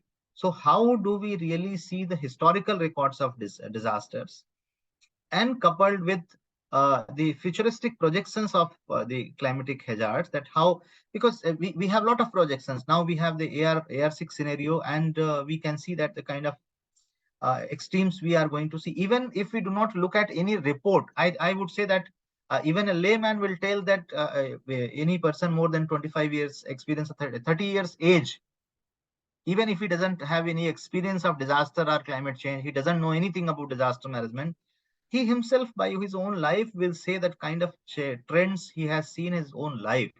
So when we are witnessing this kind of trends, and the trend also includes uncertain events, something which we do not think that will happen, that may happen. So basically that we should open up your eyes and ears. Basically that is very important.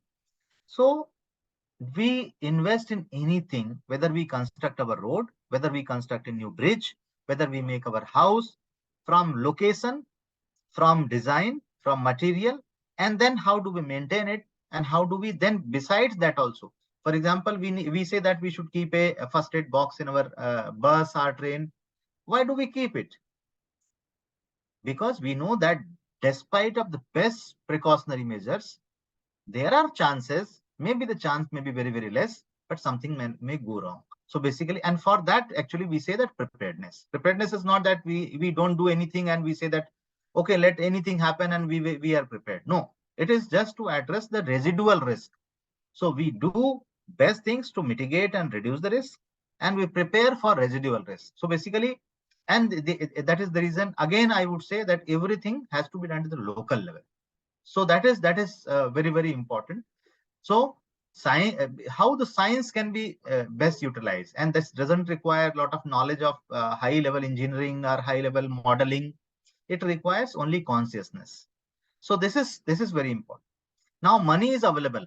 Central government has now modified this the fund. Now we have the risk management fund. Every state has a funding mechanism, but the people are not able to utilize that money, or maybe willingly, unwillingly, but there are undulating terrain. Some people are utilizing, some people are not utilizing. Basically, we have to work on capacity building. We have to improve their capacity. We have to motivate them. They utilize that money, but not utilize the money to recreate the risk. For example, if we have again brought that building in the same place, so okay, they are very happy, they will distribute sweets, but they have recreated the risk.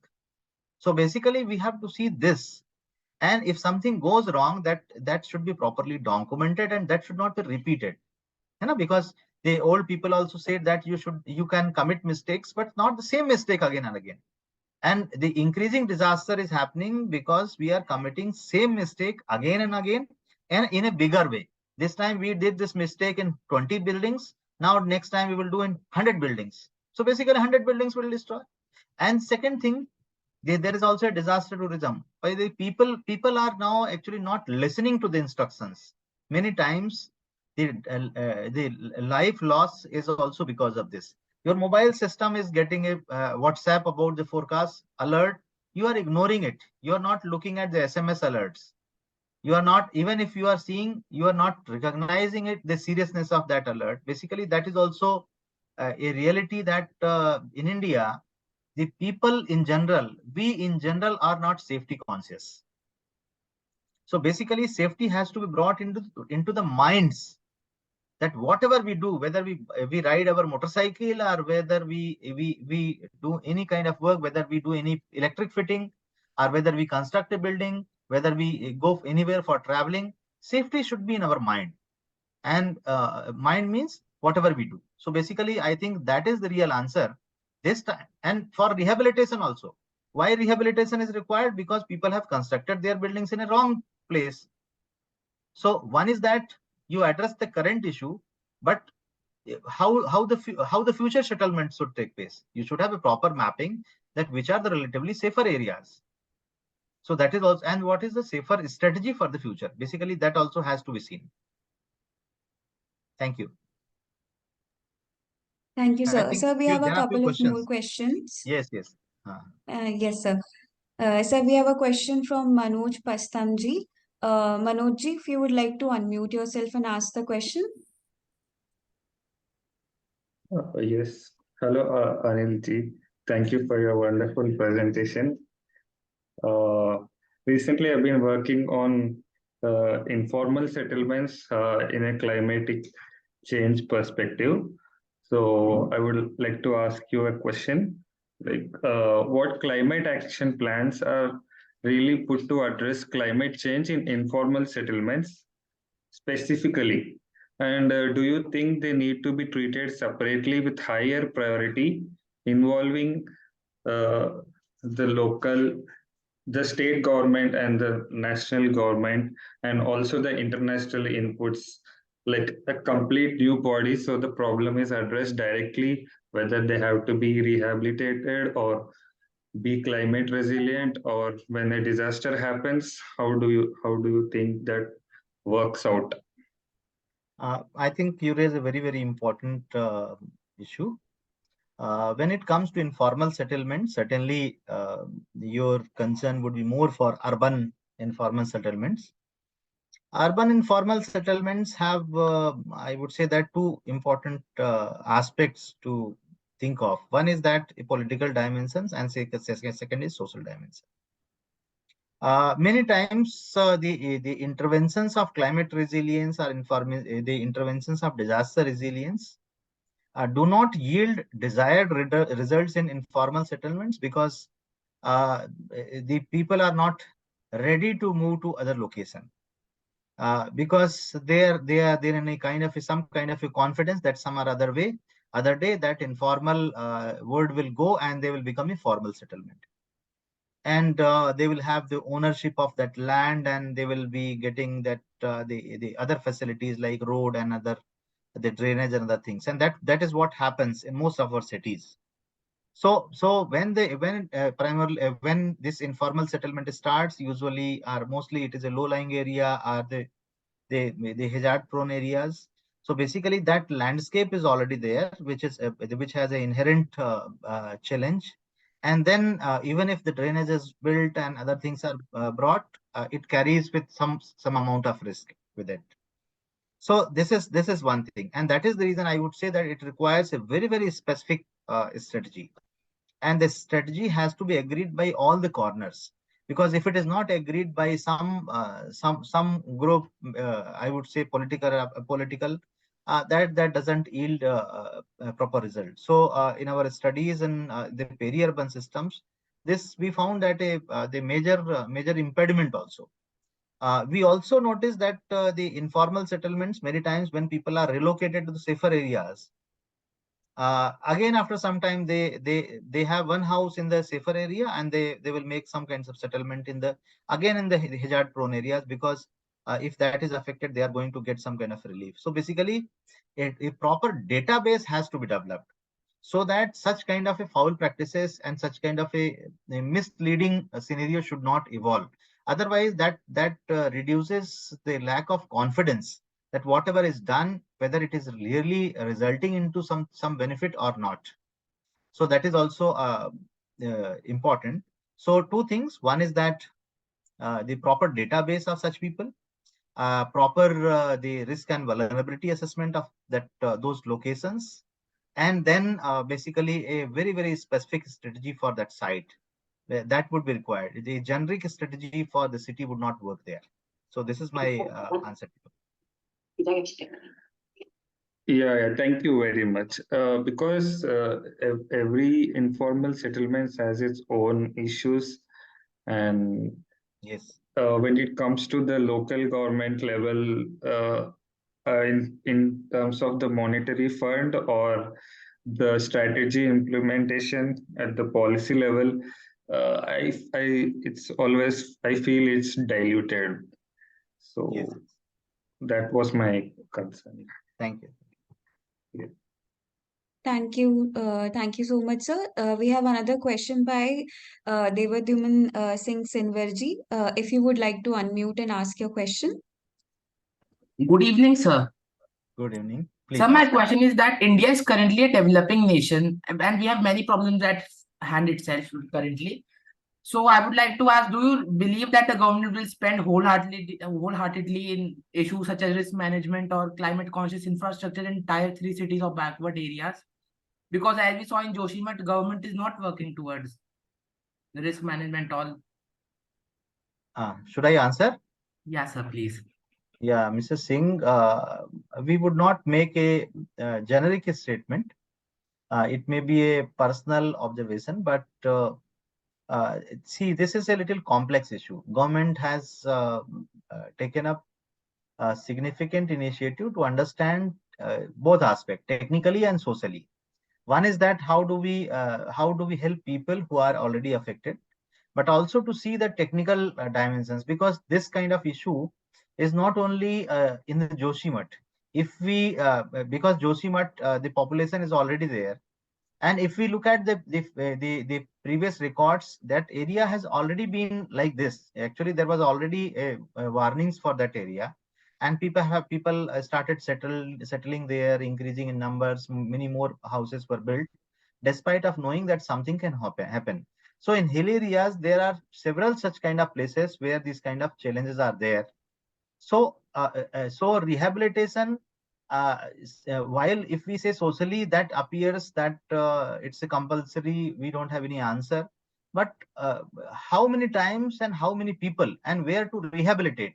Because if we say that bring all those people in Delhi, whether Delhi has that capacity to accommodate a maximum number of people, then where is the livelihood? So there are many things, and the solutions many times cannot be found overnight, because there are complex situations, there are pros and cons, but government is considering all these things very, very carefully.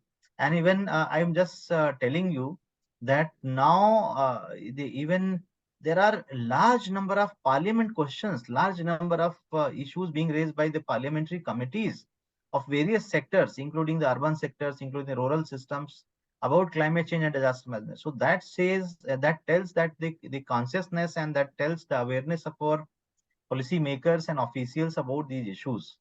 However, as I told, that things are a little complex, and that is the reason sometimes it takes time.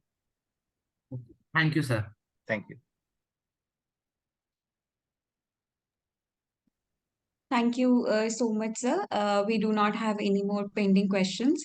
I thank you so much for engaging in these discussions with us as well, and we hope to see you in our talks in the future as well. Thank you so much. I would like to proceed the session forward. Thank you, sir. I would like to proceed the session forward with our third session today, which is on the topic of climate migration and its impact on poor and marginalized communities, a case study from Bangladesh by Dr. Reazul Ahsanji, Associate Professor, Urban Ecology Program, University of Utah, Asia Campus, South Korea. Thank you for joining us today, sir. Over to you. So very much for inviting me. Give me a quick minute. Can you hear me all? Yes, sir. I just need to set up my camera. Sure, sir.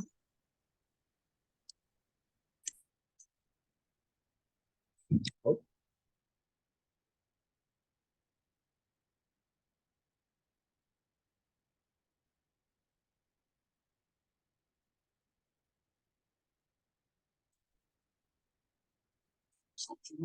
Oh.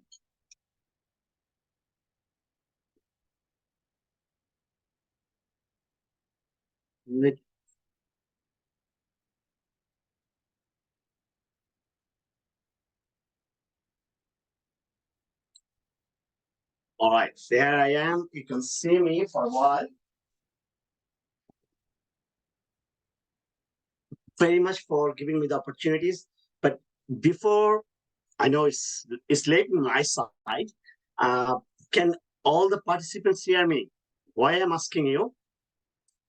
I'll make this lesson as a class lecture. Yeah, that's my job. That's what I'm a teacher. So I'll make it a class lecture. All right, guys. So I'll ask you to join something through online with me. Ask you the questions and you can answer the quiz at the same time. All right. For joining, let's start my class session.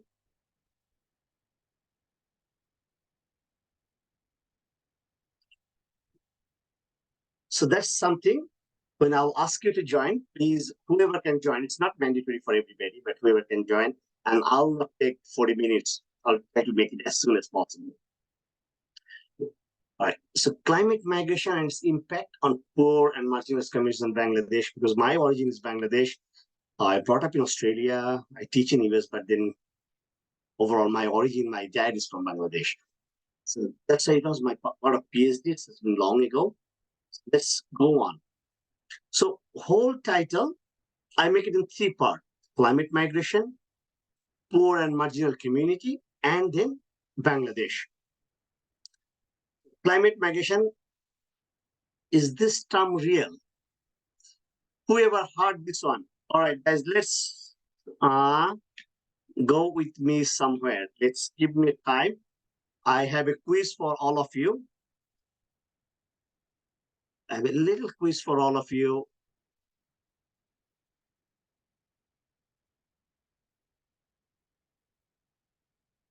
Here's coming.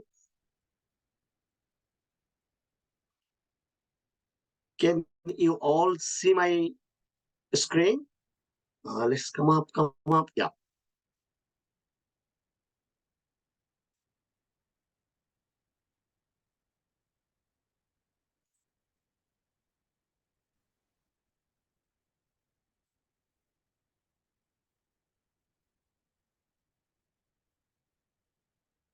Things are on need to time, it gets all confused.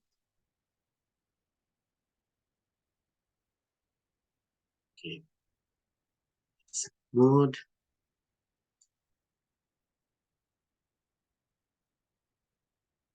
All right, guys, can you, those who are on the screen or those who are listening me, can you please join me here? Can you see the screen? You can go to this website, www.kahoot.it, and use this PIN number or scan this QR code if you are listening me.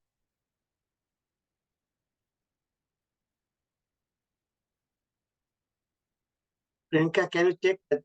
Everybody understand what I'm asking? Please. Yes, sir. I'm trying to follow your instructions.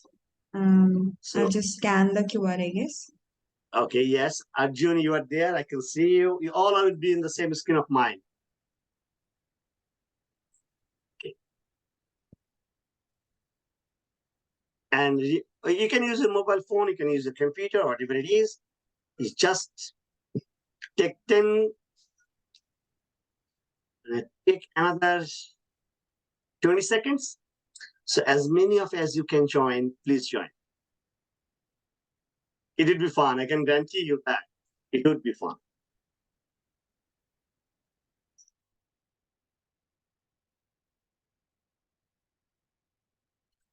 And this is like an interactive class model where students can immediately answer some of the questions. You can see my screen, I can see yours. I mean, only the answers, and then we can learn together. Right? Okay. Keep on joining. You have it on your screen, kahoot.it, and then, okay, 5 more seconds. Whoever can join, please join. Whoever not, that's totally all right. Then we'll go continue our class or the session. Okay. Let's start. So we are talking about climate migration, right? So whoever heard this term before? How many of you have ever heard this term? You can answer in 20 seconds. How many of you? Sure, I know. That's the questions you can say, answer. Just tick them. Sure, I know. Only one answer. Guys, you have to be quick. 6 seconds, 5 seconds. Only 7 answer. Yeah, sure, I know this term. 7 of them saying this. I think I heard it, but I don't know what it is. 2 of you, no, I know this from, and 1 is saying, what do you mean by that? I like this number 1 answer. Let's go back to my PowerPoint slide. Okay, remain there. we will be back. In fact, the term climate migration is a very well known, but it's not an official term. You'll be surprised to know this one. There are terms, people call it climate refugee, people call it displaced people, people call it climate migration. And that is the conflict, and that is the major challenges having everywhere. I'm talking about Bangladesh, but then I'll come slowly how these terms causing the challenge for all over the world. So let's talk about first climate migration.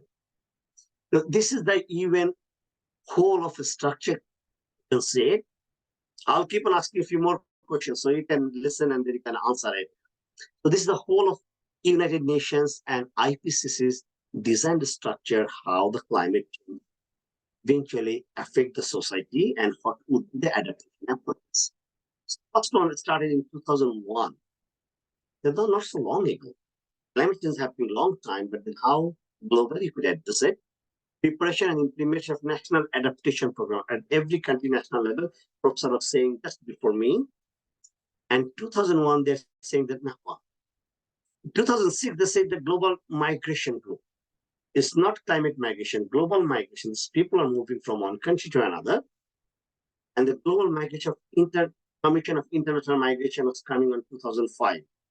But this migration mostly talking people who migrate from one state to another, from one country to another, just like my dad, moving from Bangladesh to Australia, or I am here in South Korea for my job issues, like joining US, they have a campus here. So these are the international migration. And then over the time, people are just coming, the Sendai framework 2005, disaster risk reduction, they talk about the displacement. But nobody addressed much of the climate migration. Now, you could ask me why. About displacement. And nobody says them climate refugee yet. We said it in different databases, we saw it in different documentation, but no legal framework. Why such? The word refugee means to seek refuge. It could be for the war, it could be for and it could be for something. So when somebody seek refuge, other country has to give them the shelter or refuse. If it's a displacement, that means somebody forced and they move it, and then they have to go do something. But if it's a term of migration, there's the big term, migration always refer economic migration. That means I am willing to go there. I will get something better there. Got the idea? So you are coming here, I didn't invite you, you didn't force, so why should I give something to you? So that's why none of the UN statement addressed climate migration. Different research, different documents say in different times somebody says climate refugee, climate displacement, they play with the term or climate migration based on their own requirement. So that's why whoever says that, I'm thinking, what is it? That kind of okay, but then we know the term climate migration, we really don't know much about that. So let's come on argument. Common argument suggests that economic migrants respond to both push and pull. I'm not going to explain much of push and pull, but a short on the push means when I am really poor, I need a better life, better earning. So India, Bangladesh, we have a marginal poor community. There are always job opportunities. If I move to Mumbai or if I move to Dhaka, I could get some job opportunities. And the pull factor that, yes, the city has all the opportunities. Now we did like that, right? We go to better country for better job opportunities. Yes, the US has all the opportunities, the land of opportunity. Why did we move to US? So it's a pull factor. We know that somebody, my neighbor, my relatives, they move to the another country and they're doing better. The immigrant labor are going to Middle East, they're earning better. So that's the economic pull. So migration and the traditional theory, traditional concept of migration is always economic pull. On the contrary, climate migration is not an economic pull, but it's only flee. Flee to a safer place. Flee to a safer place or to protect myself instead of any bigger challenge. Having said that one, I am going to back to my Kahoot again. Right, guys? I'm going back to my Kahoot again. You have the Kahoot? All of you on your device? So let's answer the next question. Ready? The next question. It's a quiz. It's a 20 seconds. You have to answer it quick and correct. Economic migration is always a push or pull, but climate-induced migration is always a... What is climate migration? You have 10 seconds to answer. One answer only. 5 seconds, 4 seconds, 2 answer, and done. Okay, 3 of you said unseen and unknown and unpredictable climate-induced push. Very correct answer. Okay, that's the right answer for the time being. See who is the... Yeah, Priyanka, you did great. You were in the top. Ashutosh, you're just there. Arjun and okay. Keep it in record. Priyanka, you are doing good. Ashutosh, Takit, Priyanka. Let's go back to our PowerPoint slide again. Okay, so that's how I'm trying to keep you guys busy. So one thing is, economic migrant is traditional theory, always a push and pull. On the contrary, climate migration is always a pull. So what's the difference? The difference is climate migration is understood as a multi-causal phenomenon. And environment or disaster always play a significant role. On the contrary, in economic or classical migration, there are always the choice of political. Like when somebody migrates, like when someone from India to move to US, Bangladesh to Australia, they always know that I'm going for a better life. Or from one city to another city, they try an economic migrant, they try to find, oh, so and so from my neighbor or my relatives move to that city.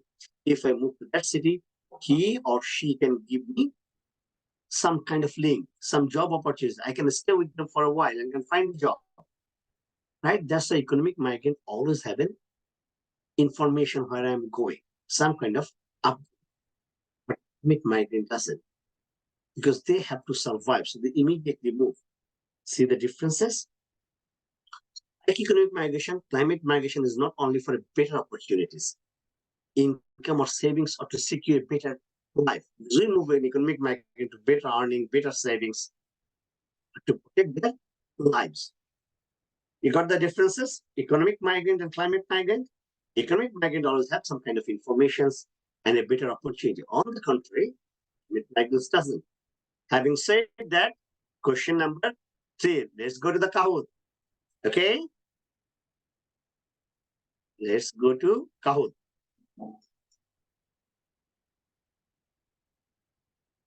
Okay, share my Kahoot. Okay, the next question coming. True or false? The fact is that climate migration is easily distinguished from classical migration. Classical migration means economic migration. Is it easily distinguishable? You can easily differentiate between climate migration and classical migration. I have 5 seconds, 4 answers, 6 answers, 3 tie. Though I say it's a false, but I could say it's true also. But I got the false side. Let's see who are in what. Priyanka, you did great again. Ashutosh, Monos jump over you. Okay, so that's how you're doing great.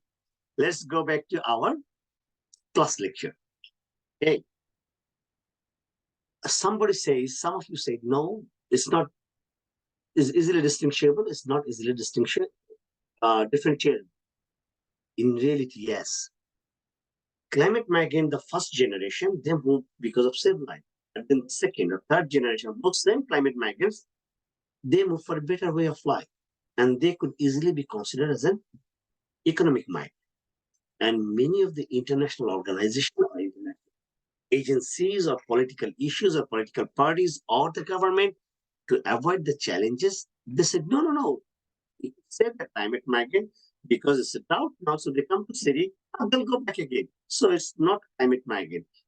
So they are just economic migrants. They don't have enough money in the villages, so they come to city, earn some, and when the rain season come back, they go and do the farming again. This is a backlog, and that's why the definition is still quite vague or not very clear for many countries, even Bangladesh as well. Most of the poor countries, and why the definition is important? Because most of the poor countries, they are dependent on international donation for adapting climate change or climate-related issues. They need to find what is the most appropriate definition by the donor agencies. And that's why it's called social impact, that is called economical impact, that's why it's called human rights challenges. Now you find these puzzles, climate migration definition causes challenges. So let's think about the climate migration for the only of Bangladesh. Over 7.1 million people migrated just because of different climate change issues, especially flood, heavy rain, droughts, cyclones. Only in 222, 7.1 million people. Many countries has less than 7.1 million people. A country like Malta has only 4 million people. Many countries in the world has less people than Bangladesh only migrate due to climate change, not only the economic reason. For the time being, let's see, consider it like this way. There is no climate change. There is no sea level rise. Just take it in a way. There's nothing happening. But then this is the coastal belt of Bangladesh. This is Calcutta. This is Myanmar. This is all over this India, up above this Nepal. But this, the coastal region, is the home of almost 32 million people. How many people? 32 million people. If there is no sea level rise, there's still 32 million people live in this belt. No sea level rise is true. So if there is 1 meter sea level rise, for the time being model, estimate about 15 million people will go underwater. That 15 million people will migrate. Because if I have no home, my home is underwater, where should I go? Somewhere, other on the upland. So 1 meter is 15 million people. If it is 1.5 meter, that is our current model is saying on 1.5 meter sea level possible, 18 million people will go migrate. They will move somewhere. Those who can afford, they'll go some bigger countries. Those who cannot, they go bigger cities or upland. So internal migration. Sometimes those who say, no, we cannot differentiate easily. Yes, this is easily differentiate. This internal migration sometimes says, oh, no, they are just not climate, they're economic migrant. They come to city for earning some more money. But no scenario doesn't say like that. Theory and mathematical model doesn't say. This is some of my research finding. From 1993 to 2009, when I did my PhD so long ago, this is like almost 350,000 people, 350,000 people all over this from the secondary data sources and everything. I found that they're migrated just because of flood. They come to the major cities, government and other international agencies to conduct a survey of where they come from. What reason they find 350,000. And in my research and the field level research, I found almost 30% of them are moved because of the storm, cyclones in the coastal area. These are the area, Bay of Bengal, but the cyclones are prominent, happening concurrently one after another. And because of this cyclone, there are reasons. The professor just immediately says that flood. The flood is 19%, but then cyclone in Bangladesh, this belt area, keep on moving. 30% of them are moved because of cyclone, because the death toll rise up to 5,000. So in the loved one dying, when the family members are dying, let's keep the rest of them safe. And they keep on migrating.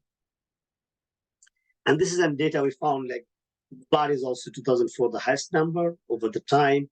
After 1991 to 2018, over the 2 decades, flood play a significant role. Flood, I do agree with the Professor Nikhil that is a significant role which the people go away. So climate migration, outcome of push factor, and like the economic factor, they ask. And in Bangladesh, this is happening always, like something like that. From 1970 to 2010, almost 75% migrants that I surveyed over them, and they migrated in 2010 to 2020. And this is the peak hour we understand. Human science and material science and metallurgy clearly understand that climate change is changing our precipitation level. Climate change is changing our weather pattern, longer drought time, concurrent cyclones, flood, and everything. Thus, all the two professors behind me, it does exactly the same. The 1 degree temperature increase was in the drought, food crisis, flooding. And this is the time we found the temperature has increased so rapidly from 2000 to 2020, 2 decades, the temperature is starting so big and precipitation will change. Cyclone become time, flood become very obvious scenario. Land because there is no more land. So that's made the scientific proof and the data on the field level. When the people lost everything, they moved somewhere where they can find something. And that caused the informal settlement. I was hearing one of the participants asking the informal housing in an urban area.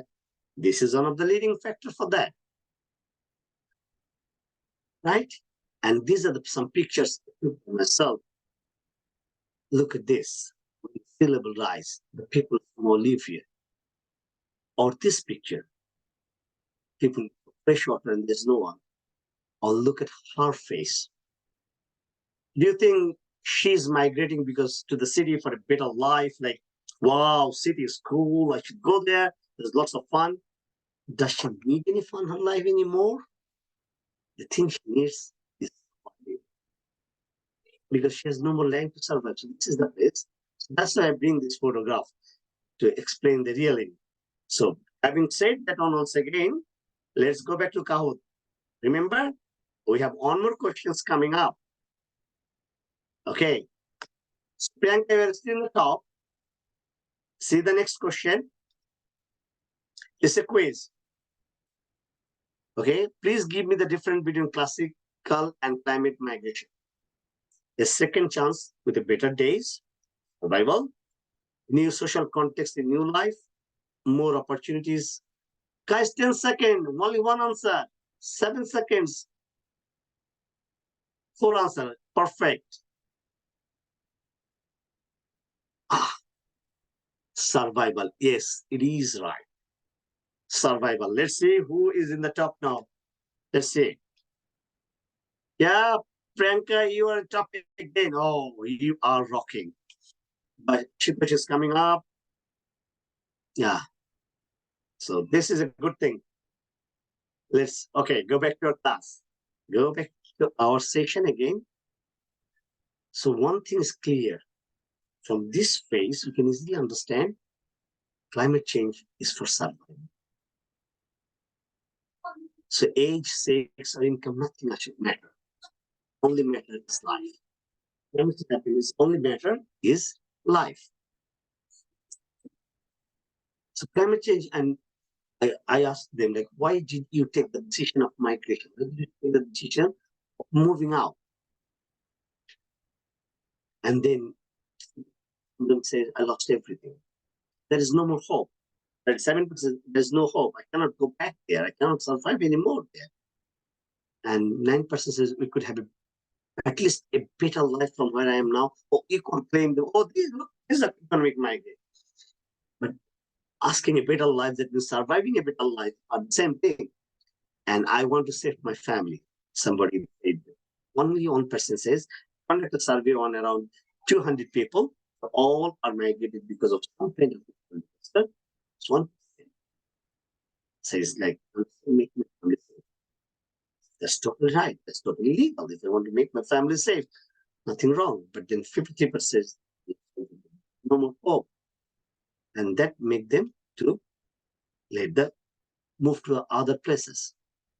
And why are they coming? When they come to the city, our city is not, obviously, there's not a very welcoming, or the migrating or destination is not very welcoming. Because when some people coming all of a sudden, you don't ask them to, yeah, stay with me. Not like that's very happy. Many of them are just accommodate where they find the cheapest land or no price land. They don't have to pay any rent. So they live on the natural drainage network like this, on the roadside highway.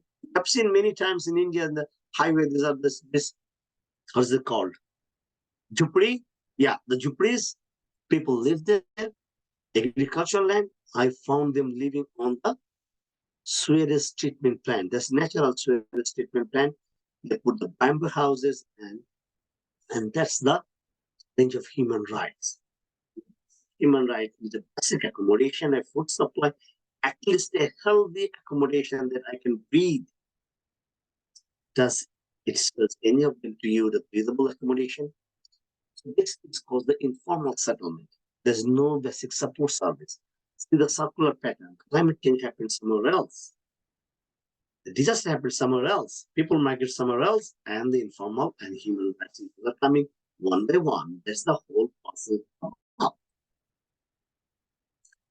Okay, and then for the first time, the climate migration this word, and these people are migrating, and then some of them, nobody is taking the responsibility because some of them asking climate refugees. Told them they are refugees, then I have to give them something. Some of them say, no, they're the displaced people. Just displaced, they'll go back when the land is occupied. When the land will be all right. Some of them say the economic migrant. The IOM in 2019 for the International Organization of Migration, they for the first time addressed climate migration. While migration can be manifestation of vulnerability, it can also represent a logical and legitimate livelihood diversification and adaptive strategies. Migration can help reduce this. So they first time addressed the migration could be a solution. And honor in sustainable development documentation, here for the first time addressing the migration is good. Migration could be the approach of climate change. And then when the people who migrate here, what could be? But this is just some of the literature. It's still the legal framework, not very clear. Till today, in all over the world, there's no clear borderline about climate migration. These people who are migrate to here, they're always being threatened. Can anybody tell me they're threatened by what? You could say, low quality of housing, scary fresh water. Like you say, there's no fresh water supply. Lack of employment, yes, that could be possible. Or you could say, poor sanitation. Yes, it is poor sanitation.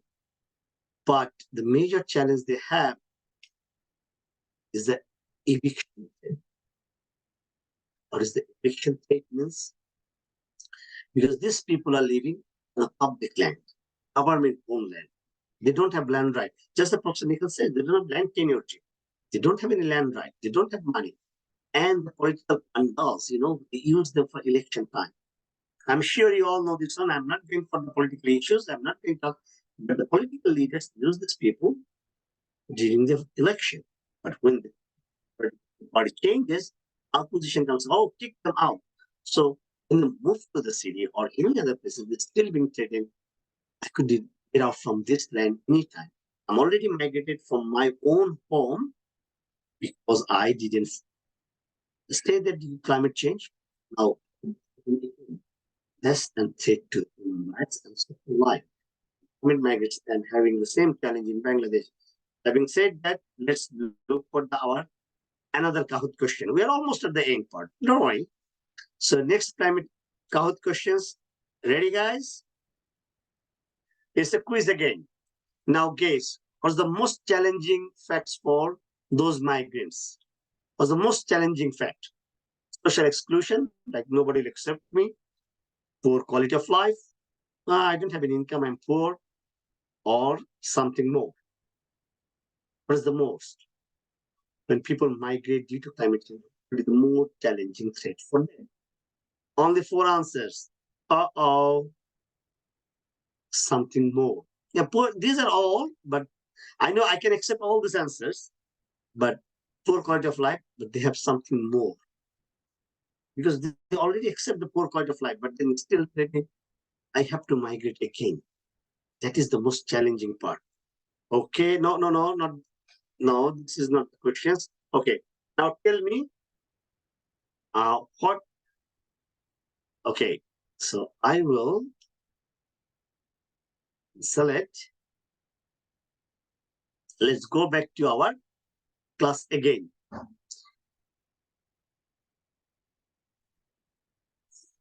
We'll come back here later. This is one of the biggest challenge. Now, think about Bangladesh. Bangladesh has a number of severe policies. The National Adaptation Program Action was started in 2005. The adaptation program says, yes, there are people placed, so we need climate adaptive program. Adaptation program doesn't say anything that people are migrating. It say anything that people are migrating and climate change is a migration actor. They didn't have to avoid it. The reason same. The global framework doesn't say it. The donor doesn't mention it. In 2009, and Bangladesh has Bangladesh Climate Change Strategy and Action Plan in 2008, revised it in 2009. They told, yes, some people are migrating, but they didn't say any proposal. They noted an explicit link between climate change displacement as an adaptation strategy. It could be an adaptation strategy, but what should I do with the migrants? Not very clear. The fifth 5-year plan. Every year, every 5 years, Bangladesh make a fifth 5-year plan. And they make the Millennium Development Goal, Sustainable Development Goal, but then they all address poverty. Climate change is also poverty. Migration, they didn't address.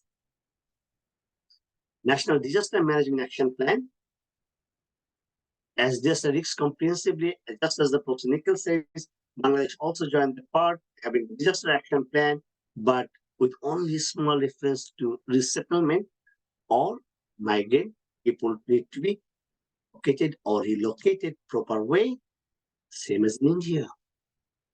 All the strategy plan doesn't say how to settle them, because the international level doesn't clearly define what is migration, what's the difference between refugee, or is the difference between migrant and climate migrant. Then perspective plan Bangladesh has in 2010 to 2021, first time they introduced this, yes, migration is also causing climate change, and we have to do something on it. We didn't do anything on it. So I'm almost at the end. Is the Kahoot is where? Okay, so let's see what has happened out answers. Who is the winner in my Kahoot? Number 3rd position is Nirjar, Ashutosh in the 2nd position, and Priyanka, you are the winner. Okay, so just a continuation of our learning. So these are the challenges. So I'm not going for any Q&A, I'm only on session.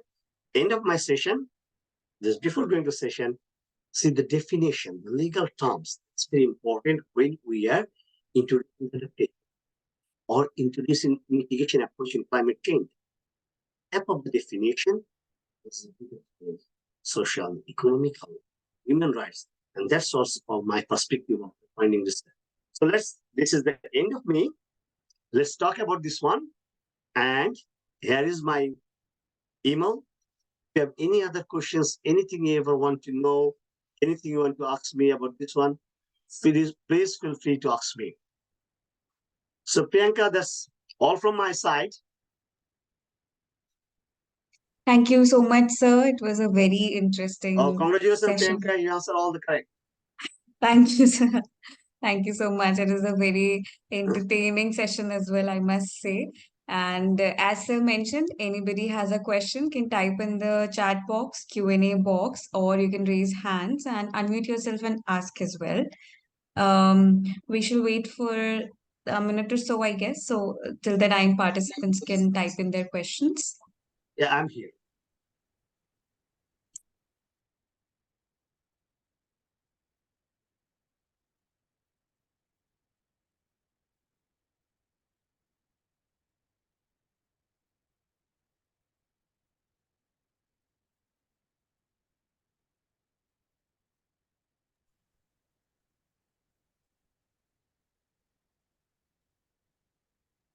Do we have it here?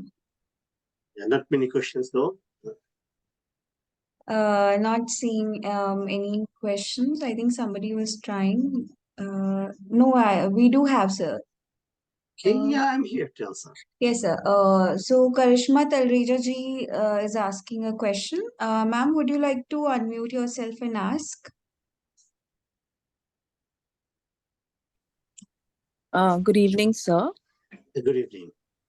My question is, to what extent will climate migration impact neighboring countries and relations?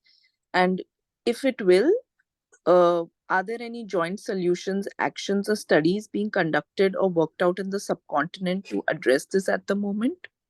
So that's a very good question, Karishma. When you address the subcontinent, because it's a big challenge for the globally. As you know, ex-president Donald Trump wants to try to make a big wall between Mexico and USA. One of the major reasons climate migration is Mexican, but forget about this one. And in India, Bangladesh, I'm not being on the whole political issues, but the geographical location, the Bangladesh and Calcutta is very next to each other. And we have exactly the same pace, exactly the same languages, even the same culture. During this time, many of the people cross the border, and that's caused an international migration. And many of the political parties take this as an opportunity, or it is a thing. And that has been talking between India and Bangladesh for a long time. Internal migration, and now it's becoming international migration. So that is a joint commission. There is a joint commission is going on how these things could be mitigated or how these things could be addressed in the national level. And there's not much success. And there are joint commission studies is going on. However, the major challenges is who will take the responsibility? Who's with the donating this money to?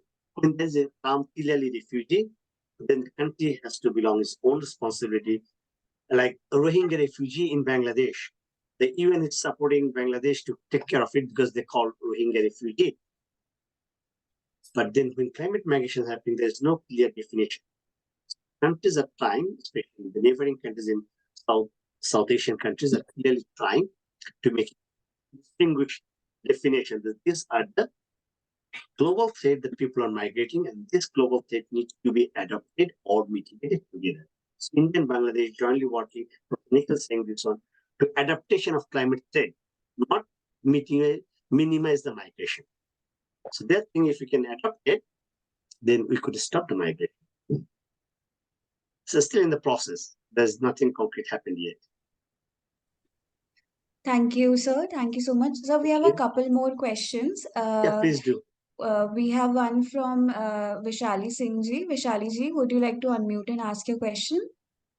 Good evening, sir. Hi, Vishali. Good evening. Hi, awesome. So, in light of your presentation, could you share any examples of successful initiatives that kind of promote community resilience and provide sustainable solutions for climate migrants? Especially when I was looking at your presentation, the one thing that I noticed was people specifically who are displacing and migrants are specifically belonging from a marginalized community. That was one observation of mine, and looking at the status of their condition, which is the deprivation of basic services and facilities as well. So in light of it, if you could provide any example of it. Oh, actually, that's really happening now. Thank you very much for asking this one. Sir, there's a new term. Sir, can we have one more question? Can we club it together? We have another question from Natasha Malhotra ji. If she would like to unmute and ask her question.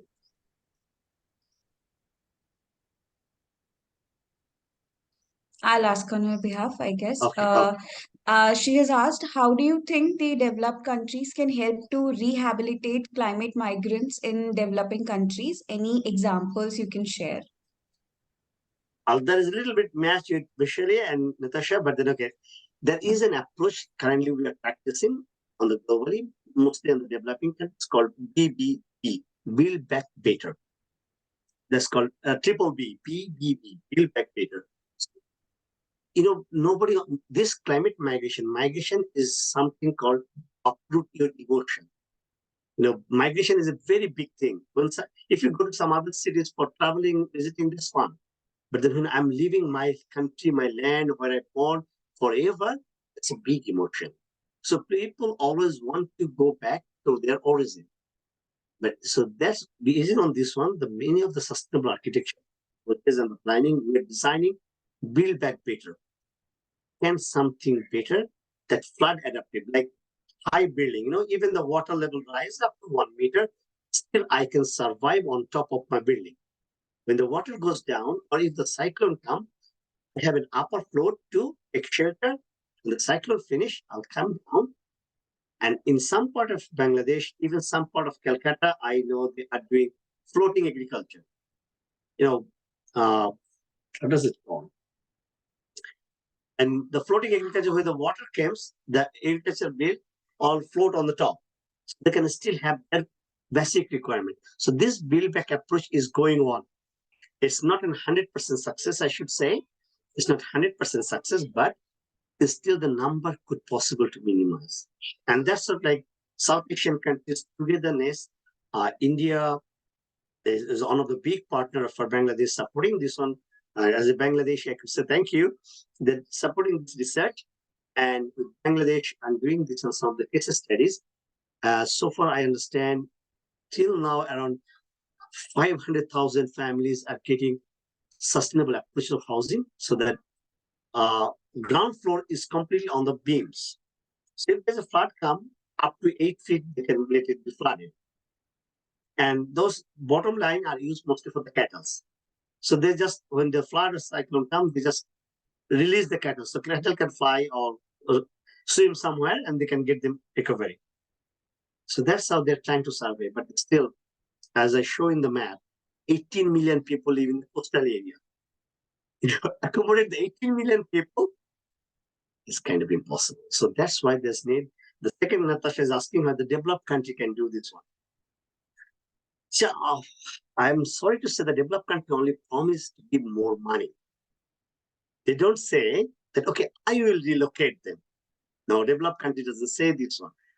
I am originally from Bangladesh, living in Australia, which is UNHCR signatory country, and working in US, there's another UNHCR signatory country.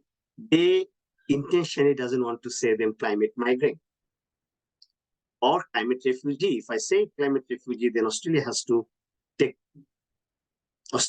the islander people like Buntulu, like Kiribati, all the small islands around Australia is drowning. Australia doesn't want to say them refugee. If they, then there has to be accommodated in Australia.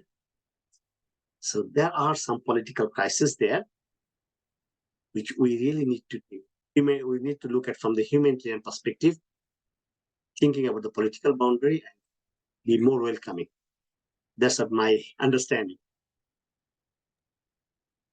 Okay. Thank you, Natasha, sir. you said something financially. Yeah, financially they help. Financially they help, but that's mostly for goals on the climate adaptation technology and research, not for accommodating them. They're doing the developing countries. Please, Priyanka. Yes. Thank you, sir. Thank you so much for such an engaging session. We are now proceeding towards the end of our session.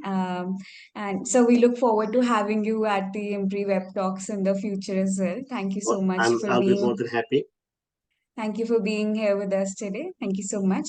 So as we reach our final session for today, it is my honor to invite Mr. KJ Joyji, founding member and senior fellow at the Society for Promoting Participative Ecosystem Management in Pune.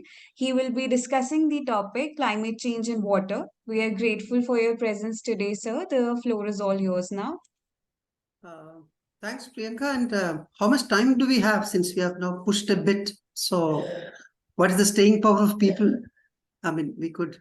No, sir, people stays. We also share videos. So please take your time. Hi, hello, how are you? Yeah. Good. Thank you. Please go ahead. Yeah, nice listening to Reazul, because my session got a little pushback, so I could listen to you. So thanks a lot. Yeah. Let me just try to share my screen, then we start. Oh, where is it? Yeah.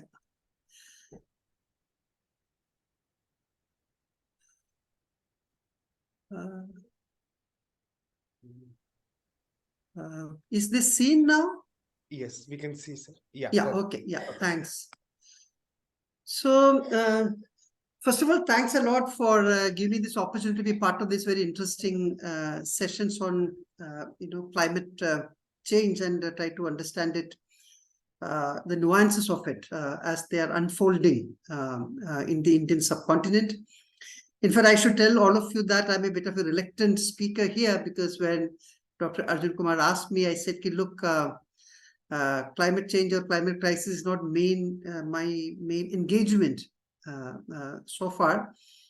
And neither am I a climate scientist or an expert in things. So it's basically my involvement has been in the water sector. And as part of that, we have tried to engage with some of the issues, the way they interact with, the interaction between climate anthropogenic factors and water. So that's how I come from. So please don't take me as an expert on climate change. So some of the technical questions you may have, I may not be able to even respond to it, but we will see how it goes. So I'm basing my short presentation on two articles or two chapters which I wrote. One is called Climate Change and Rural Water Security, which is co-authored by my friend and colleague Veena Srinivasan. And the other one was very interesting online meeting organized in India, which they're trying to look at the principles of water governance in a post-COVID world. Water sector needs to be embedded in environmental justice. So I'm going to draw on these two sources. These have been published papers and also become part of two books which have come out in 2022 and 2023. So basically, I'm going to draw what I'm going to present from these two sources. Of course, one has gained a lot of other things by reading, talking to people, attending some of the sessions, but primarily it is from these two sources which I'm going to talk. I should also tell you that probably my what I call most of the insights over the type of I'm going to present is a little more India-centric. I'm sorry for that. But some of the way forward and other things may have some generic application. So people who are not from India, maybe I think I see maybe from Bangladesh or Sri Lanka, I hope you will bear with me. Let me start with what does the whole India water sector look like? I mean, this is a report which had come out I think in 2018 by Niti Aayog, which is replaced the Planning Commission of India. So they came out with what they call a composite water management index. Now, what does it say? One, that India is suffering from the worst water crisis in its history. Millions of lives and livelihoods are under threat. Second, it says 600 million Indians face high to extreme water stress. Now, when we say 600 million, it is close to or about 50% of the Indian population. They also say that about 2 lakh people die of what you call due to I mean the whole question of inadequate access to safe water. I mean that is, and by 2030. It is said that the whole supply and demand arithmetic would change. The demand will soon outstrip the amount of fresh water we have and things. Now, it's not that these are new numbers or new insights and things. Many of us in the water sector pretty well knew all these things. But coming from the Niti Aayog, I'm sure it gives you some type of sanctity to these numbers. Otherwise, nowadays we know numbers and data are very contested terrains. The data and numbers which are convenient to the present political regime, probably they're accepted, and which is not, then they don't find any place. So this is the type of context in which we're talking about climate change and the relationship between climate change or climate crisis and water in this. I'm sure in many of the other countries, also the picture may not be all that different. The one important thing which I would like to bring in here is this whole question of what you call Anthropocene, because I think Anthropocene and climate change, climate crisis are pretty interconnected. And nowadays, any discussion on this, we say that the present epoch or the present geological epoch is always characterized or is termed as Anthropocene, in which the actions of the human being become an agent of planetary changes. The type of actions we do in the ecosystem, in the nature, can change the planetary processes and things, and which can have endangering consequences for the survival of the human and other species. In fact, it's not that there have been no climate change or transformations in the ecosystem and the nature and things, but the earlier epochs, the changes primarily were due to not due to the human interventions as such, but it was much more of the natural processes which took place. There are a lot of things changed over time and things. But at the moment, we are living in times where human beings have become the agents of planetary changes. So there is much more responsibility on the human action. And I think we need to problematize when we talk about climate change, the type of interventions we make, the type of policies and programs we have, what is the impact it is going to make, whether it is going to lead to some irreversible changes, and that way exacerbate then climate change issues and things. Now, when you look at the climate change and the water relationship in the Indian subcontinent, some of you would have already seen that the IPCC report, which says, so it states that the observational records and climate models provide abundant evidence that freshwater resources are vulnerable and likely to be strongly impacted by climate change, with wide-ranging consequences for human societies as well as the ecosystems. In fact, there's an interesting paper by Bates et al., which was published in 2008, which very clearly mentioned that. And also, it is in line with some of the global assessments on climate change, which indicate the Indian subcontinent in particular will be very hard hit because of the climate change factors. Now, when you look at the whole impact or the issues which the climate change is coming on the water and things, there are 3-4 observations which we like to make.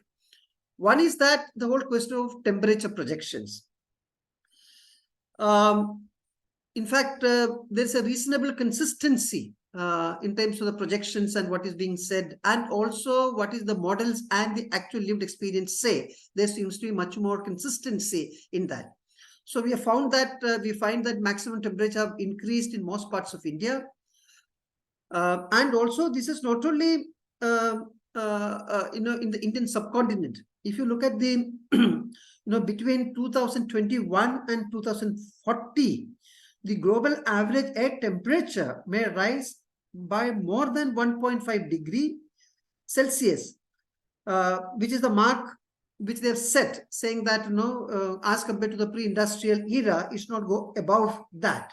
And this has been the very clear finding of the 6th assessment report of the IPCC, which came out in August 2021.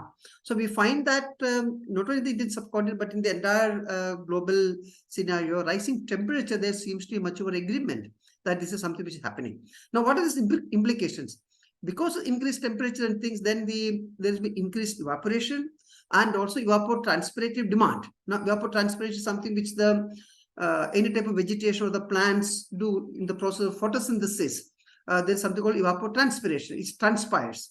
So when you take about that, then the demand for vegetation to use water will be much more, which means to grow the same amount of food, you might require more and more water, unless you shift to more water efficient crops or other type of demand management, water efficiency measures, etc., etc. In the business as usual, then to produce the same amount of food, then you need more and more water and things. It also impacts the hydrological cycle, and as such, especially for food and agriculture, the water demand can go up pretty seriously. Second issue I think is important to know is the low-lying areas, especially closer to the sea and other type of places. There seems to be a near unanimous take saying that the anticipated rise in sea level, which is not now disputed, which is going to be there, though there may be some difference of opinion about the rate of the sea level rise, etc., etc. But overall, there is an understanding among the experts as well as people are engaged with the climate change and water issue, saying that the sea level rise is something very definite, which can have very serious consequences for most of Bangladesh, especially, or other coastal belts of Sri Lanka, India, etc., when you talk about the Indian subcontinent. Let's take the Himalayas, which is an important thing, which also in a way connects most of our South Asia countries, etc. There is a near unanimity what is going to happen there. One is about the strong decrease in glacier area. So we talk about receding glaciers, melting of glaciers, etc., etc. So there's a paper which I have used for that. So the second issue is that whole question of BLOF, that is what you call glacial lake outburst floods. So the formation, growth, and likely outbursts of glacial lakes are a phenomenon directly related to climate change and deglaciation. It can also result, the prediction says that the model says that there may be increased stream flow, both because of the glacial melt as well as the increased precipitation or rainfall, etc., etc. So this is something around the Himalayan region which connects most of the South Asian countries which are there. Now, when you come to rainfall trends, there seems to be confusion or confusing picture which is emerging, and mainly because the inconsistency between the models that predict certain type of rainfall and rainfall patterns and things and the observed trends which we find. So like Jain and Kumar in 2012 said that the consistent picture has not yet emerged in terms of what is going to be the broad rainfall trends going to be in the country and things. But this is very clear that there is going to be frequency and intensity of extreme rainfall events, especially, as compared to the last century and things. So both in terms of floods and droughts that may be. So the overall message what we get from all these discussions and discourse and the models, which is that we must prepare for a future that entails harsher droughts, both in terms of the length of the drought period, as well as the duration of the dry spells between the monsoons and other things, and the floods. So this is very clear that we need to gear up to face this twin challenge of intensified drought as well as intensified floods. And we are finding that new geographies are getting, impacted by floods, which otherwise the usual terms or earlier, maybe about 2-3 decades earlier, probably these geographies were not actually known as drought prone. In fact, I have a nice slide also where right from 1951 to now, how does the flood geography of India has been changing and expanding to a great extent and things. Now the issues that one thing is talk about what are the type of signals we get from climate change and climate change models and things. And for any practical purposes, you have to really look at water use planning, water resource development, management, either at a sub-basin or sub-basin level. Then we need to translate these climate change signals to, let's say, the type of direction as well as the magnitude of changes, especially in terms of groundwater and surface water, this type of climate change can bring in. I would also add something what you call the soil moisture, which is an important water storage, for which very often is not talked about and things.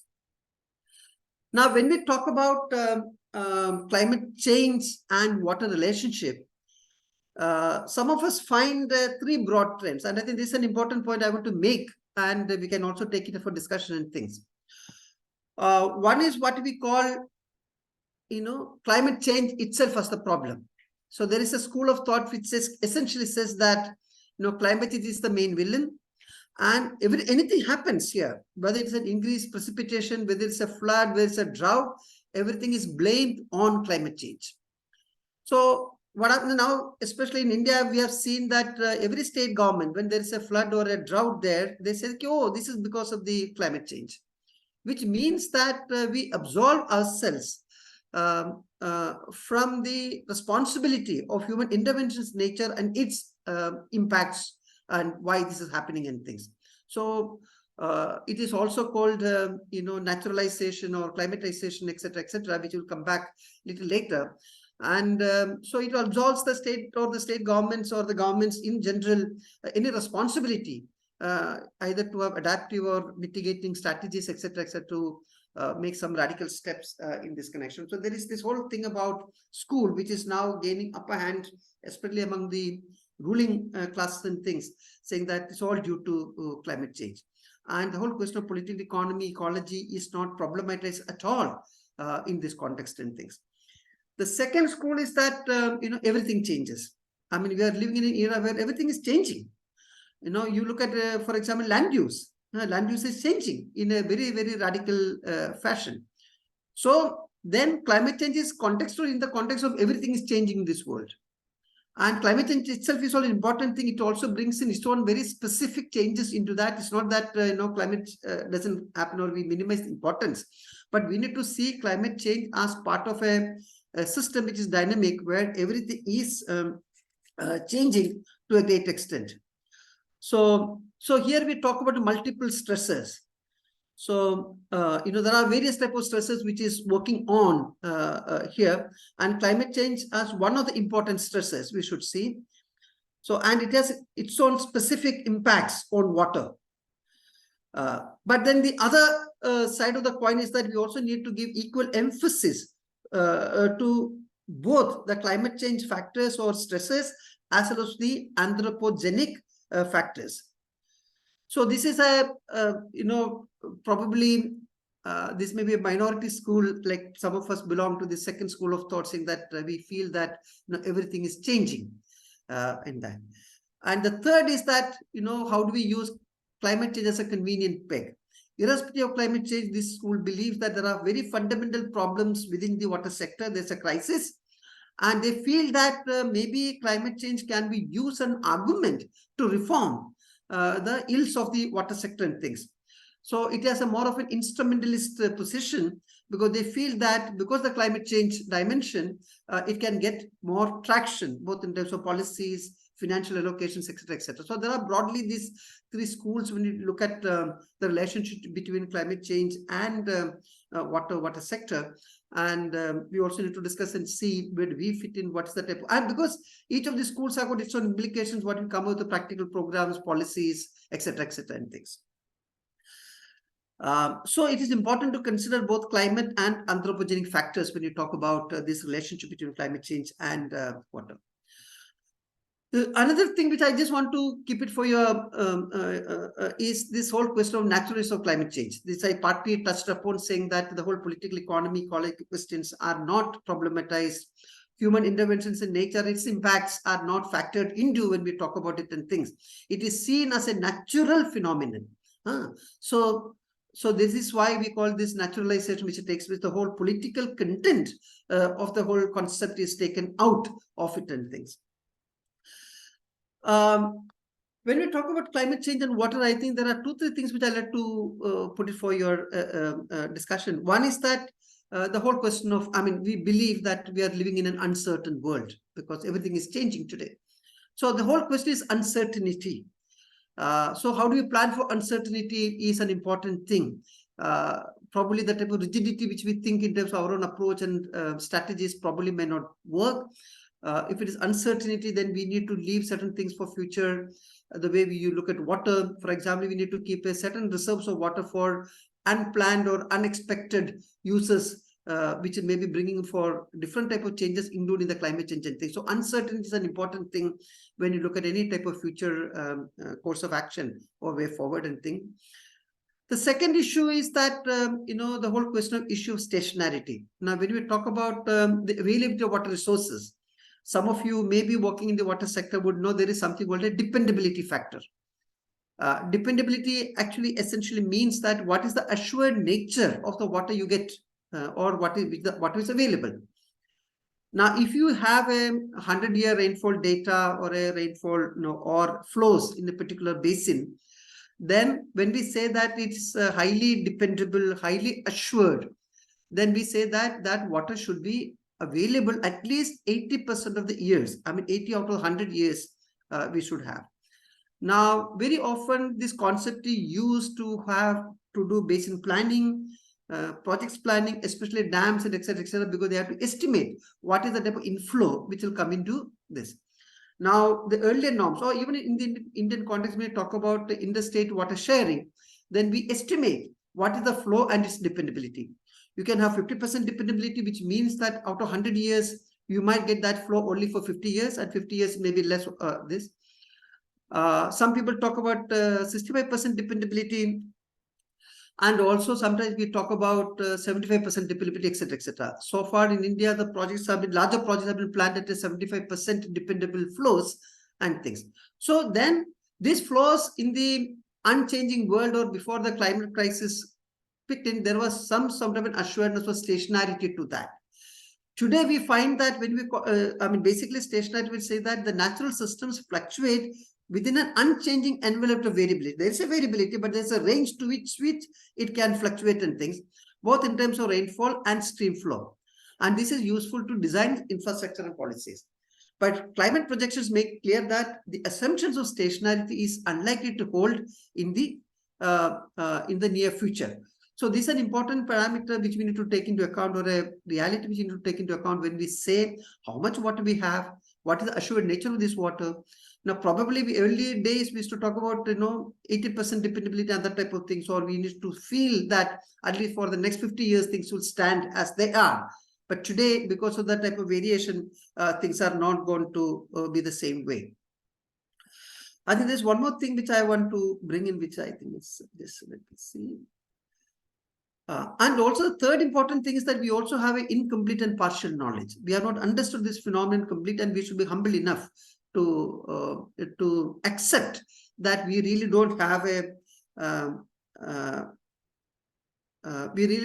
a complete picture of the emerging scenario about water and how the climate change is going to play out in this context and this. And this should be also inform our future strategies. Now let us come to what happened. Yeah, to the way forward. Now, one thing I want to stress is that one of the important points I want to make is that there is an issue of worldview, mindsets, and ethics. And unless we question our own worldviews around natural systems, different elements of nature, especially river systems and things, then probably we will continue the business as usual. And what I called, this whole Anthropocene type of thing will unfold, where human interventions are made in nature without even thinking about what impacts it has in things. In fact, I would like to quote a very interesting statement by Ramaswamy Arayar, one of the respected persons in the water sector. He made this point in an article about interlinking of rivers, which is also a very serious concern for the South Asian countries, or related to India, China, or India, Bangladesh, India, Nepal, etc., and things. So where here he says that rivers are not human artifacts, they are natural phenomena, integral components of ecological systems, and inextricable parts of cultural, social, economic, and spiritual life of the communities concerned. They are not pipelines to be cut, turned around, welded, and rejoined, which is the whole philosophy around which, interlinking of rivers is based on things. So one important thing is when you say further, we need to question our own mindsets about this, and unless we change our mindsets, things won't change. The second saying, this is a major axiom around which the entire water sector is seen. We always say, if you look at some of the policy documents, also say that any drop of water going into the sea is a waste. In fact, during the colonial times, we used to say this about wasteland. Any land which did not produce any profit or surplus to the revenue to the crown, then that was considered as a wasteland. Today, any water which does not meet human needs or consumptive uses of water, then is turned as sea. So the whole emphasis on water resource development has been to dam every river systems so that as much water we can store, and so that no water reaches. In fact, we are also talking about at times when there's an expression called closing basins or closed basins, which means that there are rivers today in India or in the subcontinent where the rivers don't meet the sea at all. Now, Kaveri is a case, Krishna is a case where many of these years, these rivers don't meet the sea at all and things. So this is a major aspect we need to get out of this mindset. In fact, we say that the recent scientific research advises caution in tampering with runoff in ways that could have a significant impact on freshwater flows into the sea and things. In fact, I'm quoting from a study from Ministry of Earth Sciences, which is a multi-institution ocean mixing study, which was done from 2014 to 2020, which clearly says, I think this was done in the Ganga, Brahmaputra, Meghna basin, GBM basin, which we talk about. It's an empirical study which was done. And tampering with runoff from major rivers will impact coastal upwelling, basin scale ocean temperature, upper ocean mixing, salinity, ocean biology and dissolved oxygen concentration, as well as monsoon rainfall in unknown and unanticipated ways. So this is a caution for us saying that, the whole dam building which is taking place in a big manner, especially if you look at the northeastern part of India, there are a whole lot of huge hydropower projects which are coming up in this, which will impact the downstream flows, as well as the mega projects like, this interlinking of river projects or interbasin transfers, etc., etc. So it's going to have very serious consequences for type of water availability, as well as how we can exacerbate climate change, etc. The other thing which I want to talk about is, we also need to talk about, when you talk about what I call mindset change, is this hydraulic mission mode. In fact, it combines, this whole approach. It combines scientificism, ideology of the domination of nature and the technology to do it. So you have an overall approach, everything can be explained by science. There's this whole ideological positioning that human beings can dominate nature and natural processes or elements of nature, and we have a wherewithal, a technology to do it and things. In fact, this is quite different from the type of earlier, what you call traditional systems around water, which we found. That it had a very different worldview, which underpinning the traditional thing. So there's a departure from that.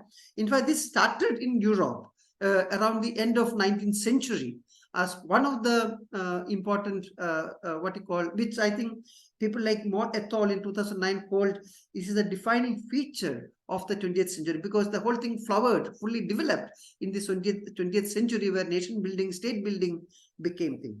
Now, there are different reasons what people give. For example, food security, increase food production, to increase rural incomes, for example, or even it also gives legitimacy to the state when you do this. So, and as a result of this type of an approach gave rise to centralized bureaucracies around water today, which we call hydrocracies and things, basically dominated by civil engineers and other, because construction and the whole large irrigation systems which has been built, last power projects, etc., are all remnants of such an approach. But interestingly, when the countries where this began, the European or the West, where now they're given, they have said goodbye to such an approach, and they are much more environmentally, seeing things from an environmental lens, India still continues with such an approach, and interlinking of rivers is a very classical example of that. So the second suggestion is that whatever interventions we make in nature to make water available, it should follow the contours of nature. So integrity of river basins and their carrying capacity needs to be factored into all development planning. That is one. Second, there is something called a precautionary principle. As I said, that we are living in an uncertain world where the knowledge is in a way partial, incomplete, or there are contradictory knowledge systems. In such situations, then our intervention should be in such a way that if such an intervention fails, it should fail on the safer side. It should not have very destructive impact in case the decisions fall and things. The third, what I call, is that the subsidiarity principle, saying that if a lower unit of a basin, let's say micro watershed or in a village or something, can meet the water needs of that particular population or community which is living there, then we should not demand water from a higher scale and things. And similarly for institutional responsibility and things. And also nowadays we are hearing about maladaptation. There are a whole lot of things which are being made as adaptation to climate change. And especially in the water sector, we can see so many which has been promoted by either funding agencies or from the governments or etc., which they are actually only in the long run exacerbate climate change. This is nowadays being called as maladaptation. So we need to be very careful about it. In Maharashtra, for example, we have something called this farm ponds. What is a farm pond? Farm pond in the present context we're talking about, they don't harvest water. What the people do is that they dig deeper and deeper, more number of bore wells, pump that water and put it in the farm pond and use it for water intensive crops and things. And the evaporation, there are now studies to show that how much of water is being lost because of evaporation, because these are all surface water storages. Water which was in the ground, in the underground, which is being brought out and we use, and it's also leading to much more water concentration. There are many other things. Or there is something called Jalayukta Shivar program in Maharashtra, which essentially means that basically river deepening, widening, and straightening. Can you ever imagine that you straighten rivers? This is all in the long of to get a short-term benefit of getting some access to water, which there are studies which show that these all have long-term impacts, negative impacts on this. So the other thing we need to be cautious about is the type of maladaptation which is being promoted, or what you call these quick fix solutions, which is being put out there, which in a way in the long run is unsustainable, and there are problems.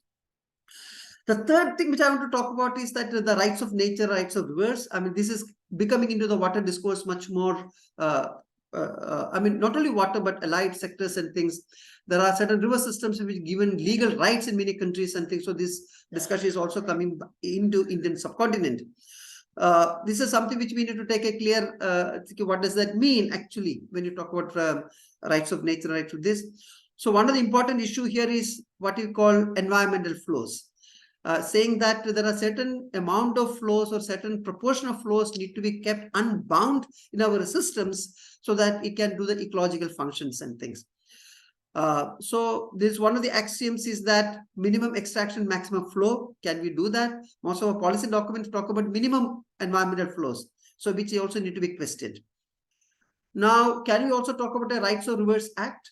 Because this is also being talked about in many of the South Asian countries. There's a group also working on rights of rivers of South Asia and things. So this is coming, but probably this needs much more discussion and debate, and there are a lot of unclear areas when you talk about what does that mean actually, who is going to represent the rivers, for example, etc. So these are issues which come, but I think this high time we start thinking about these things.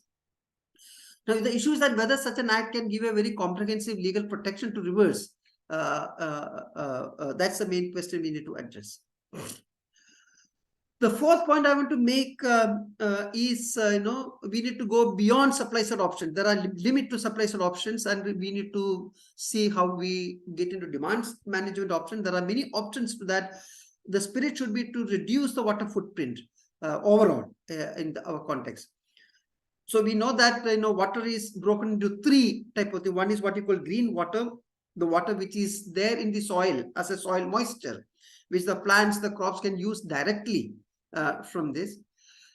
Secondly, what you call, we also call about blue water. Blue water is the water which is stored behind dams or reservoirs and also aquifers or groundwater. And third is what is called the gray water, the type of return flows. Like every use actually generates certain return flows. Like, for example, if somebody is using, let's say 10 liters per day for your drinking, it's not that the 10 liters remain within your body, it comes out. So similarly, every use, whether it is agriculture use, domestic use, it generates a lot of return flows. They are called the gray water. And I think that's the main resource most of us have today. If we can recycle, reuse, etc., and our track record is pretty pathetic. I think there was a CECCSD report which says that not even 18% of the gray water is recycled and reused.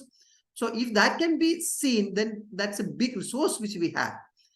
And the non-purified or non-treated water going into aquifers and other water bodies can have a much multiplier negative impact on that. So one is the emphasis on green water.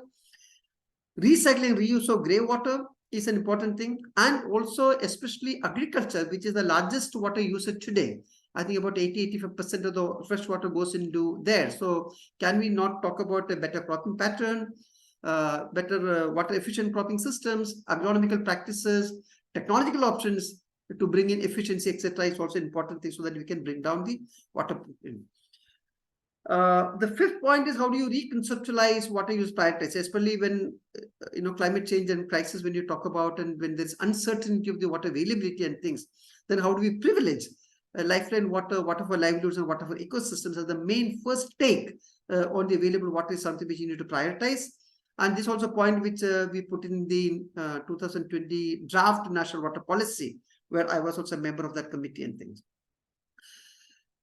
Another very important thing which we should emphasize that if the water resource is going to be limited, finite, and it's going to be uncertain resource, then there is an issue about equity, equitable access to water. Now, how do we ensure a social minimum to all? So that also takes care of some of these historical injustices or inequities, whether it's in terms of class, caste, patriarchy, ethnicity, etc., etc., and also what I call locational inequities. Very often, in the rural areas, people get access to water depending on the location of your land. In a watershed development context, if you are in the valley portion, then because most of the conservation takes place in the upper part of the watershed, and the impact, the water shows up in the valley portion because the water flows from upstream to downstream. This is basically an important biophysical feature of water and things. And if in a major irrigation project command area or service area, if you're closer to the dam and the network of distribution, then you get access to water and things. So how do we ensure? And there are quite a bit of social experience around this issue where communities have tried to see how certain minimum access to can be guaranteed to everybody, irrespective of the land or land holding you have and things. Anyway, that's a different type of discussion we can have. There's a lot of social experience, and some of us have been working on this issue. Another related issue is that in terms of adaptive management, I think when we say that we are living in an uncertain world, we are not sure how the future is going to unfold. There is also incomplete knowledge systems and things.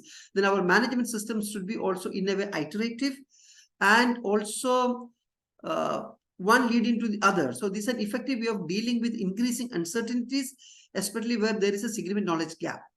So in the light of new data, new information, then our management system should be able to upgrade itself. And so that, it becomes a flexible approach and things. I think my final point is about democratization of the water sector, which is an important thing. How do you bring in more and more voices of the underprivileged, the communities, etc., in the decision making? How do you create spaces for that?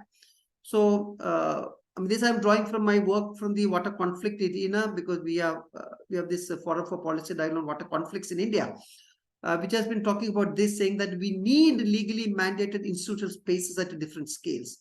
Most of policies do talk about river basin organizations, but I don't think there is still one genuine democratic river basin organization in the country. Today, this is there. And if you have such, and at different scales, starting from the micro watershed, sub-basin, basin, and that basins can also cut across different national boundaries, because some of the river systems are transnational river systems, whether it is Ganga, whether it is Brahmaputra. There are many other river systems which are that way. So probably even at that scales, we need to create institutions at a nested fashion and things. This gives you avenues for participation. It also gives you space for sharing data, information, experience, and especially when you talk about climate change, water in the Indian subcontinent. I think sharing of data across countries is an important thing, because it can have serious disasters, especially because of the floods and other type of things. So how do you share this data information in an authentic manner is an important thing. And also experiences, so that people also get to know each other's experience, that can change their own behaviors of using water and things. It can all be the platform to allocation of water, because today there's a conflict across different sectors: drinking water versus agriculture, rural versus urban, industry versus agriculture, etc., etc. So unless you have basin-wide or institutions of different stakeholders at different scales, this decision cannot be done. And as I said, to resolve conflicts, etc., etc. So probably this is what I want to say. So basically my take, if you need just a couple of points I want to say, is that one, we need to see this relationship between climate change, climate crisis, and water in a way of thinking, saying that everything around us is changing, and climate change is just an important change which need to be taken into account. So it gives us saying that not only the climate factors, but also the anthropogenic factors also need to be taken into account. The political economy, ecology questions is important. We need to get out of this whole tendency to naturalize and climatize everything. I think that's an important thing. And when you come to the what I call the solution or the way forward side, one important thing that how do we change our own worldviews and mindsets about looking at the rest of nature is an important thing. How do we get out of the what you call the hydraulic school or cycle mission mode type of thing, that where we want to intervene and dominate nature instead of living with nature, natural processes. So all our interventions need to be in line with or the contours of nature, natural processes. Equity, distributive justice, where I wanted to bring in environmental justice, where participation, recognition, and what I call redistributive justice are important pillars. So we need to bring in environmental justice also as part of the discussion around climate change and water. And what I call finally data sharing across different boundaries, so that because climate change is not a one nation phenomenon, it's much more global in its nature. We have to address, and many of our river systems, water systems are interconnected with there. So, and finally, how do you democratize our institutional space? So thank you. Yeah. Thank you so much, sir. Thank you so much for such an invaluable lesson for all of us. It was very informative. And I would like to ask all the participants that the floor is now open to the questions, whatever you want to ask. You can either type in the chat box, Q&A box, or you can raise your hands and ask as well. Sir, I see we have a couple of questions coming in. Karishma Talreja ji, would you like to unmute and ask your question?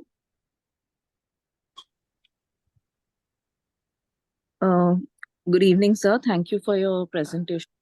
Yeah, good In evening. your Yeah. presentation, you have mentioned that integrity of river basins needs to be considered for developmental planning, as well as the need for nations with the shared river basins to actually work together. What sort of cooperation would this require? Also, are there any examples of this actually happening successfully anywhere in the subcontinent or elsewhere? And what are the possibilities in the case of Indus River Basin for this? I mean, it's a very important question you asked, and I don't think I have a very clear-cut answer to it. So my tentative proposition would be that, yes, there are certain initiatives which is taking place. See, one thing we should realize that water is a contested resource. And many of the water-related conflicts across different countries are just not about water alone, it's also about geopolitics. So, for example, we have the Indus Water Treaty, which very often people say, commentators say that it stood the test of time, irrespective of the wars we went into with each other, Pakistan and India. But in the last 6-7 years, the Indus Water Treaty has become under tremendous tension. That is because also it is being made into a geopolitical, issue. Now, for example, responsible people have said that blood and water cannot flow together and things. So I think probably we need to talk about, water, especially when you come to the transboundary context. Then probably not only water, but also other avenues of cooperation, conflict, etc. So need to be engaged with. That's one. Second is, I think there is also some new initiatives which are coming up across different countries, either by academic institutions or academic institutions, civil society together. Now, for example, I know there was an interesting initiative around Brahmaputra, where people are trying to bring together the riparian countries and the people together to have discussions, research, knowledge sharing, etc., etc. And also, I think between China and India, also around Brahmaputra or other thing, there is also some type of a data sharing arrangement which is done. So there are certain positive developments that are taking place, so which need to be strengthened. And I think this is something which we need to go beyond the geopolitics, because this is going to impact all of us as humanity. Now, for instance, there is going to be a massive flood, or I told you about Glof, for example, this glacial lake outburst floods. So unless the Glof may be in, let's say, in Nepal or something, the impact may be in India. So we need to, take about all things. So there is a whole lot of rumors or other type of things taking place in India about the grand design by China to divert Brahmaputra in the great, this one, that bend, for example. We really don't know what is happening, but there are a lot of ifs and buts. So maybe much more genuine attempt to share data information, saying that it's a more of a common pool resource, irrespective of the boundaries and the geopolitics which we might share, histories. We need to go beyond that, because it is at the survival of this. I think there are certain international treaties or experience the river basin scales where countries are coming to the, for example, this in the other basin, one of the largest basins where China is the largest user. So there is, I forget, I just can't get the name. So there's a very vibrant, basin level institution there which is taking into account and things. Or recently on the Nile, there is a basin level effort which is taking place to bring all the riparian countries together into one and things. So there are certain efforts which are taking place, but at least, as I said, we need to go a very long way, because water has been always a contested, conflicting issue and things. Yeah. Thanks, Krishna. Thank you so much, sir. Sir, I had a question regarding we've heard about the interlinking of reverse project also. Currently, there are detailed project reports being made on with how it would be done. I guess I'm not sure if it has already been done in some places. It's like interlinking of I think Himalayan rivers and then southern rivers and then the interstate linking, something like that I heard. I think it was mostly beneficial for with regards to flooding, I guess, and then the generation capacity. What are your opinions on that? Like, with the coming, like, with the whole climate change scenario as well, and the uncertainty in the precipitation and how much water is going to be there with the glacier melting and everything. Like, do you think that this is a beneficial step, and would it be beneficial to the country? Anyway, you have opened up a very huge topic, and probably a couple of minute response to that may not be doing justice to that. What I can do is I can share some of very critical papers about that, some of it which we ourselves have brought out and things. But just to respond to you to quickly, see, the issue is that in fact this has been all very old imagination. Yes. I think there was this Atalji, concept, I guess. yeah.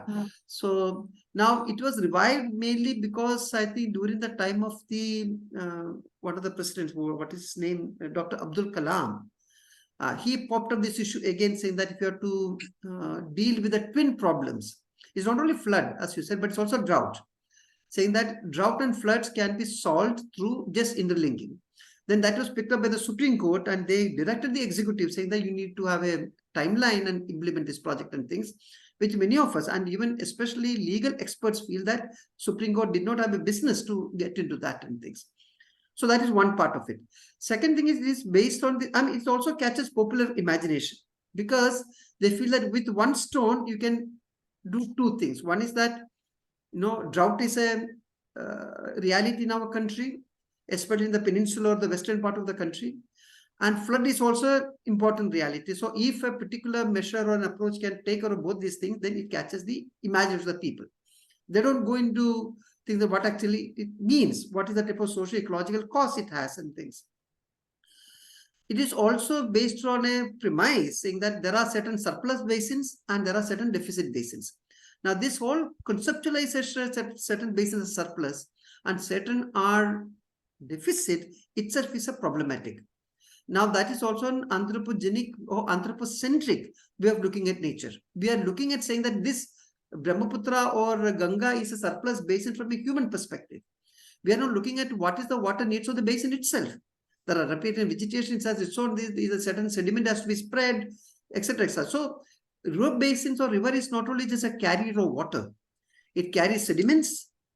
In fact, most of our delta regions, fertile deltas have been created through because the silt has been carried there and created things. And also, it is also a whole lot of biota, life forms in that and things. So probably, so to say that certain basins are surplus and certain basins are deficit itself is a wrong premise assumption to make. We need to question that. There are people who have written about it and things. So you have what you call a donor basin and a recipient basin. Now, one of the things which you asked is whether this is something being planned, any project report and things. The only thing which is being trying to be implemented is the Ken-Betwa link, which is in Madhya Pradesh and part of Bundelkhand. So it is being projected saying that it will solve the water crisis of Bundelkhand by linking or giving water from Ken to Betwa.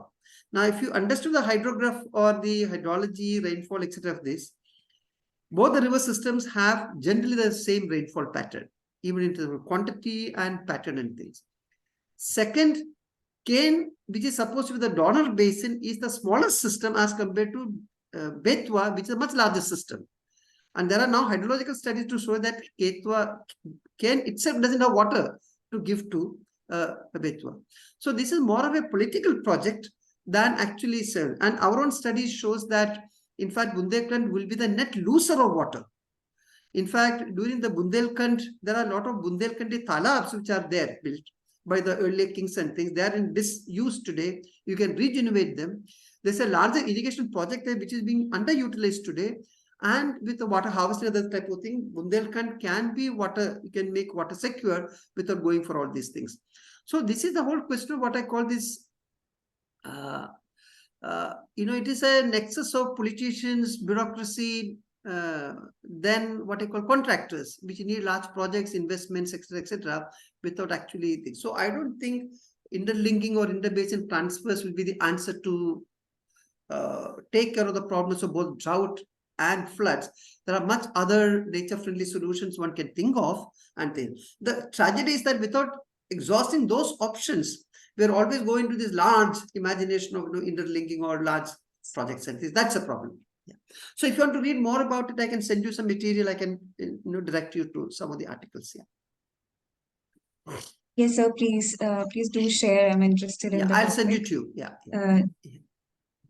Sure, sir. So there is another question. It is that considering the increasing unpredictability of precipitation and monsoon patterns, how can the river runoff systems be designed and managed to optimize water utilization, flood control, and energy generation? Wow. That's also quite a mouthful question. So what I would say is that so we need to have a twin approach to take it. One is that probably we need a basin-wide approach to understand how climate change factors will play out in terms of water flows, etc., how they are going to be there. So we need a macro picture with us. But when we plan interventions, I think we need to start with the smaller units, like a micro water student type of thing, and see how it plays out and things. The second suggestion is that, for example, the river flows are kept perennial, especially in the peninsular river system. That is mainly because of the base flow. That's a type of water which gets recharged and flows through the ground and joins the lowest point in the river basin and things. That is how you get perennial river systems and things. So how do you keep the base flow alive so that you don't extract too much of groundwater? So bringing in demand management from different uses, not only agriculture. Now, for example, let me give you I live in a city called Pune. Now, the liters per capita per day allocation is about 180 liters per day. And we all know that probably not even a fraction of that we use for our important needs, for the drinking, domestic, etc. Out of the 180, maybe about 25 to 30 liters. Where does the remaining water go? It goes into luxury uses. Whether type of flush tank systems which you have in the cities, including private swimming pools and all type of things which you have, greening of watering the lawns and washing vehicles, and it's all high quality water. Can we not shift some of these uses to which doesn't require too much of water quality requirements into recycled water? Unless we do that, I don't think any water. And that is also giving a lot of water from the rural areas today is going into urban areas and creating water insecurity among the rural people and also leading to conflicts and things. So unless we look at prioritization water use and taking a smaller unit for your actual intervention, see the water needs can be met, efficiency measures. So overall approach should be that how do we reduce your water footprint and things. So I would also say that we need to create certain minimum access to everybody, whatever type of thing. So equity becomes another important area. So it is more of an integrated approach which you need to take and see. And also when we talk about power and other type of thing, today hydropower is not economical to some extent, and the environmental other type of costs are much high. There are other type of renewable sources which are there, which can be utilized today. They are much cheaper today, whether it is solar, wind, or micro hydro, etc. They are also there. We can bring that into this. And also, for example, thermal power plants, not only from a climate or the pollution angle or the temperature angle, among the industrial use, the highest user today is the thermal power plants of water. Now, Indian thermal power plants, one of the least efficient when it comes to water. Now, the type of water footprint for 1 megawatt power produced is one of the highest in India. Now, there are a lot of technical options which you can say that within the same technology, you can also bring down the use of water for these type of processes and things. Or there are other technological options. So we need to look at all these options which are there and come up with an integrated solution. Thank you so much, sir. Thank you for engaging in this discussion with us. We look forward to having you at the IMPRI Web Policy Talk in the future as well. Thank you so Okay. much, sir. Thanks a lot. Yeah. Bye. As we come to the end of day 3 of understanding the nuances of climate change in the Indian subcontinent, impact and way forward, an online international monsoon school program, a 6-week immersive online introductory certificate training course organized by IMPRI. I, Priyanka Negi, researcher at IMPRI Impact and Policy Research Institute, would like to propose the formal vote of thanks on behalf of the IMPRI Center for Environment, Climate Change and Sustainable Development, New Delhi. We are grateful to our experts for the day 3 sessions, Mr. Himanshu Shekhar ji, Professor Anil K. Gupta ji, Dr. Reazul Ahsan ji, and Mr. K.J. Joy ji, for taking out their valuable time and for their thought-provoking insights on the topics. We thank all of our participants who have raised pertinent questions and actively participated in today's deliberation. Readings for the session have been shared in your email, and a video of the session will also be shared with you for learning. We look forward to welcoming you for our 4th day of this certification course on 26th August at 3 p.m. The theme for day 4 is climate justice and equity, and the experts are Ms. Bhargavi S. Rao ji, Mr. Arjuna Senaviratne ji, and Mr. Ashish Kothari ji. We are grateful if you're watching us later on YouTube or listening to us on our various podcasts and reading our publications. We hope you continue to join us in the future to our IMPRI Web Policy Talk and Web Policy Learning. Wishing you a good evening. Thank you.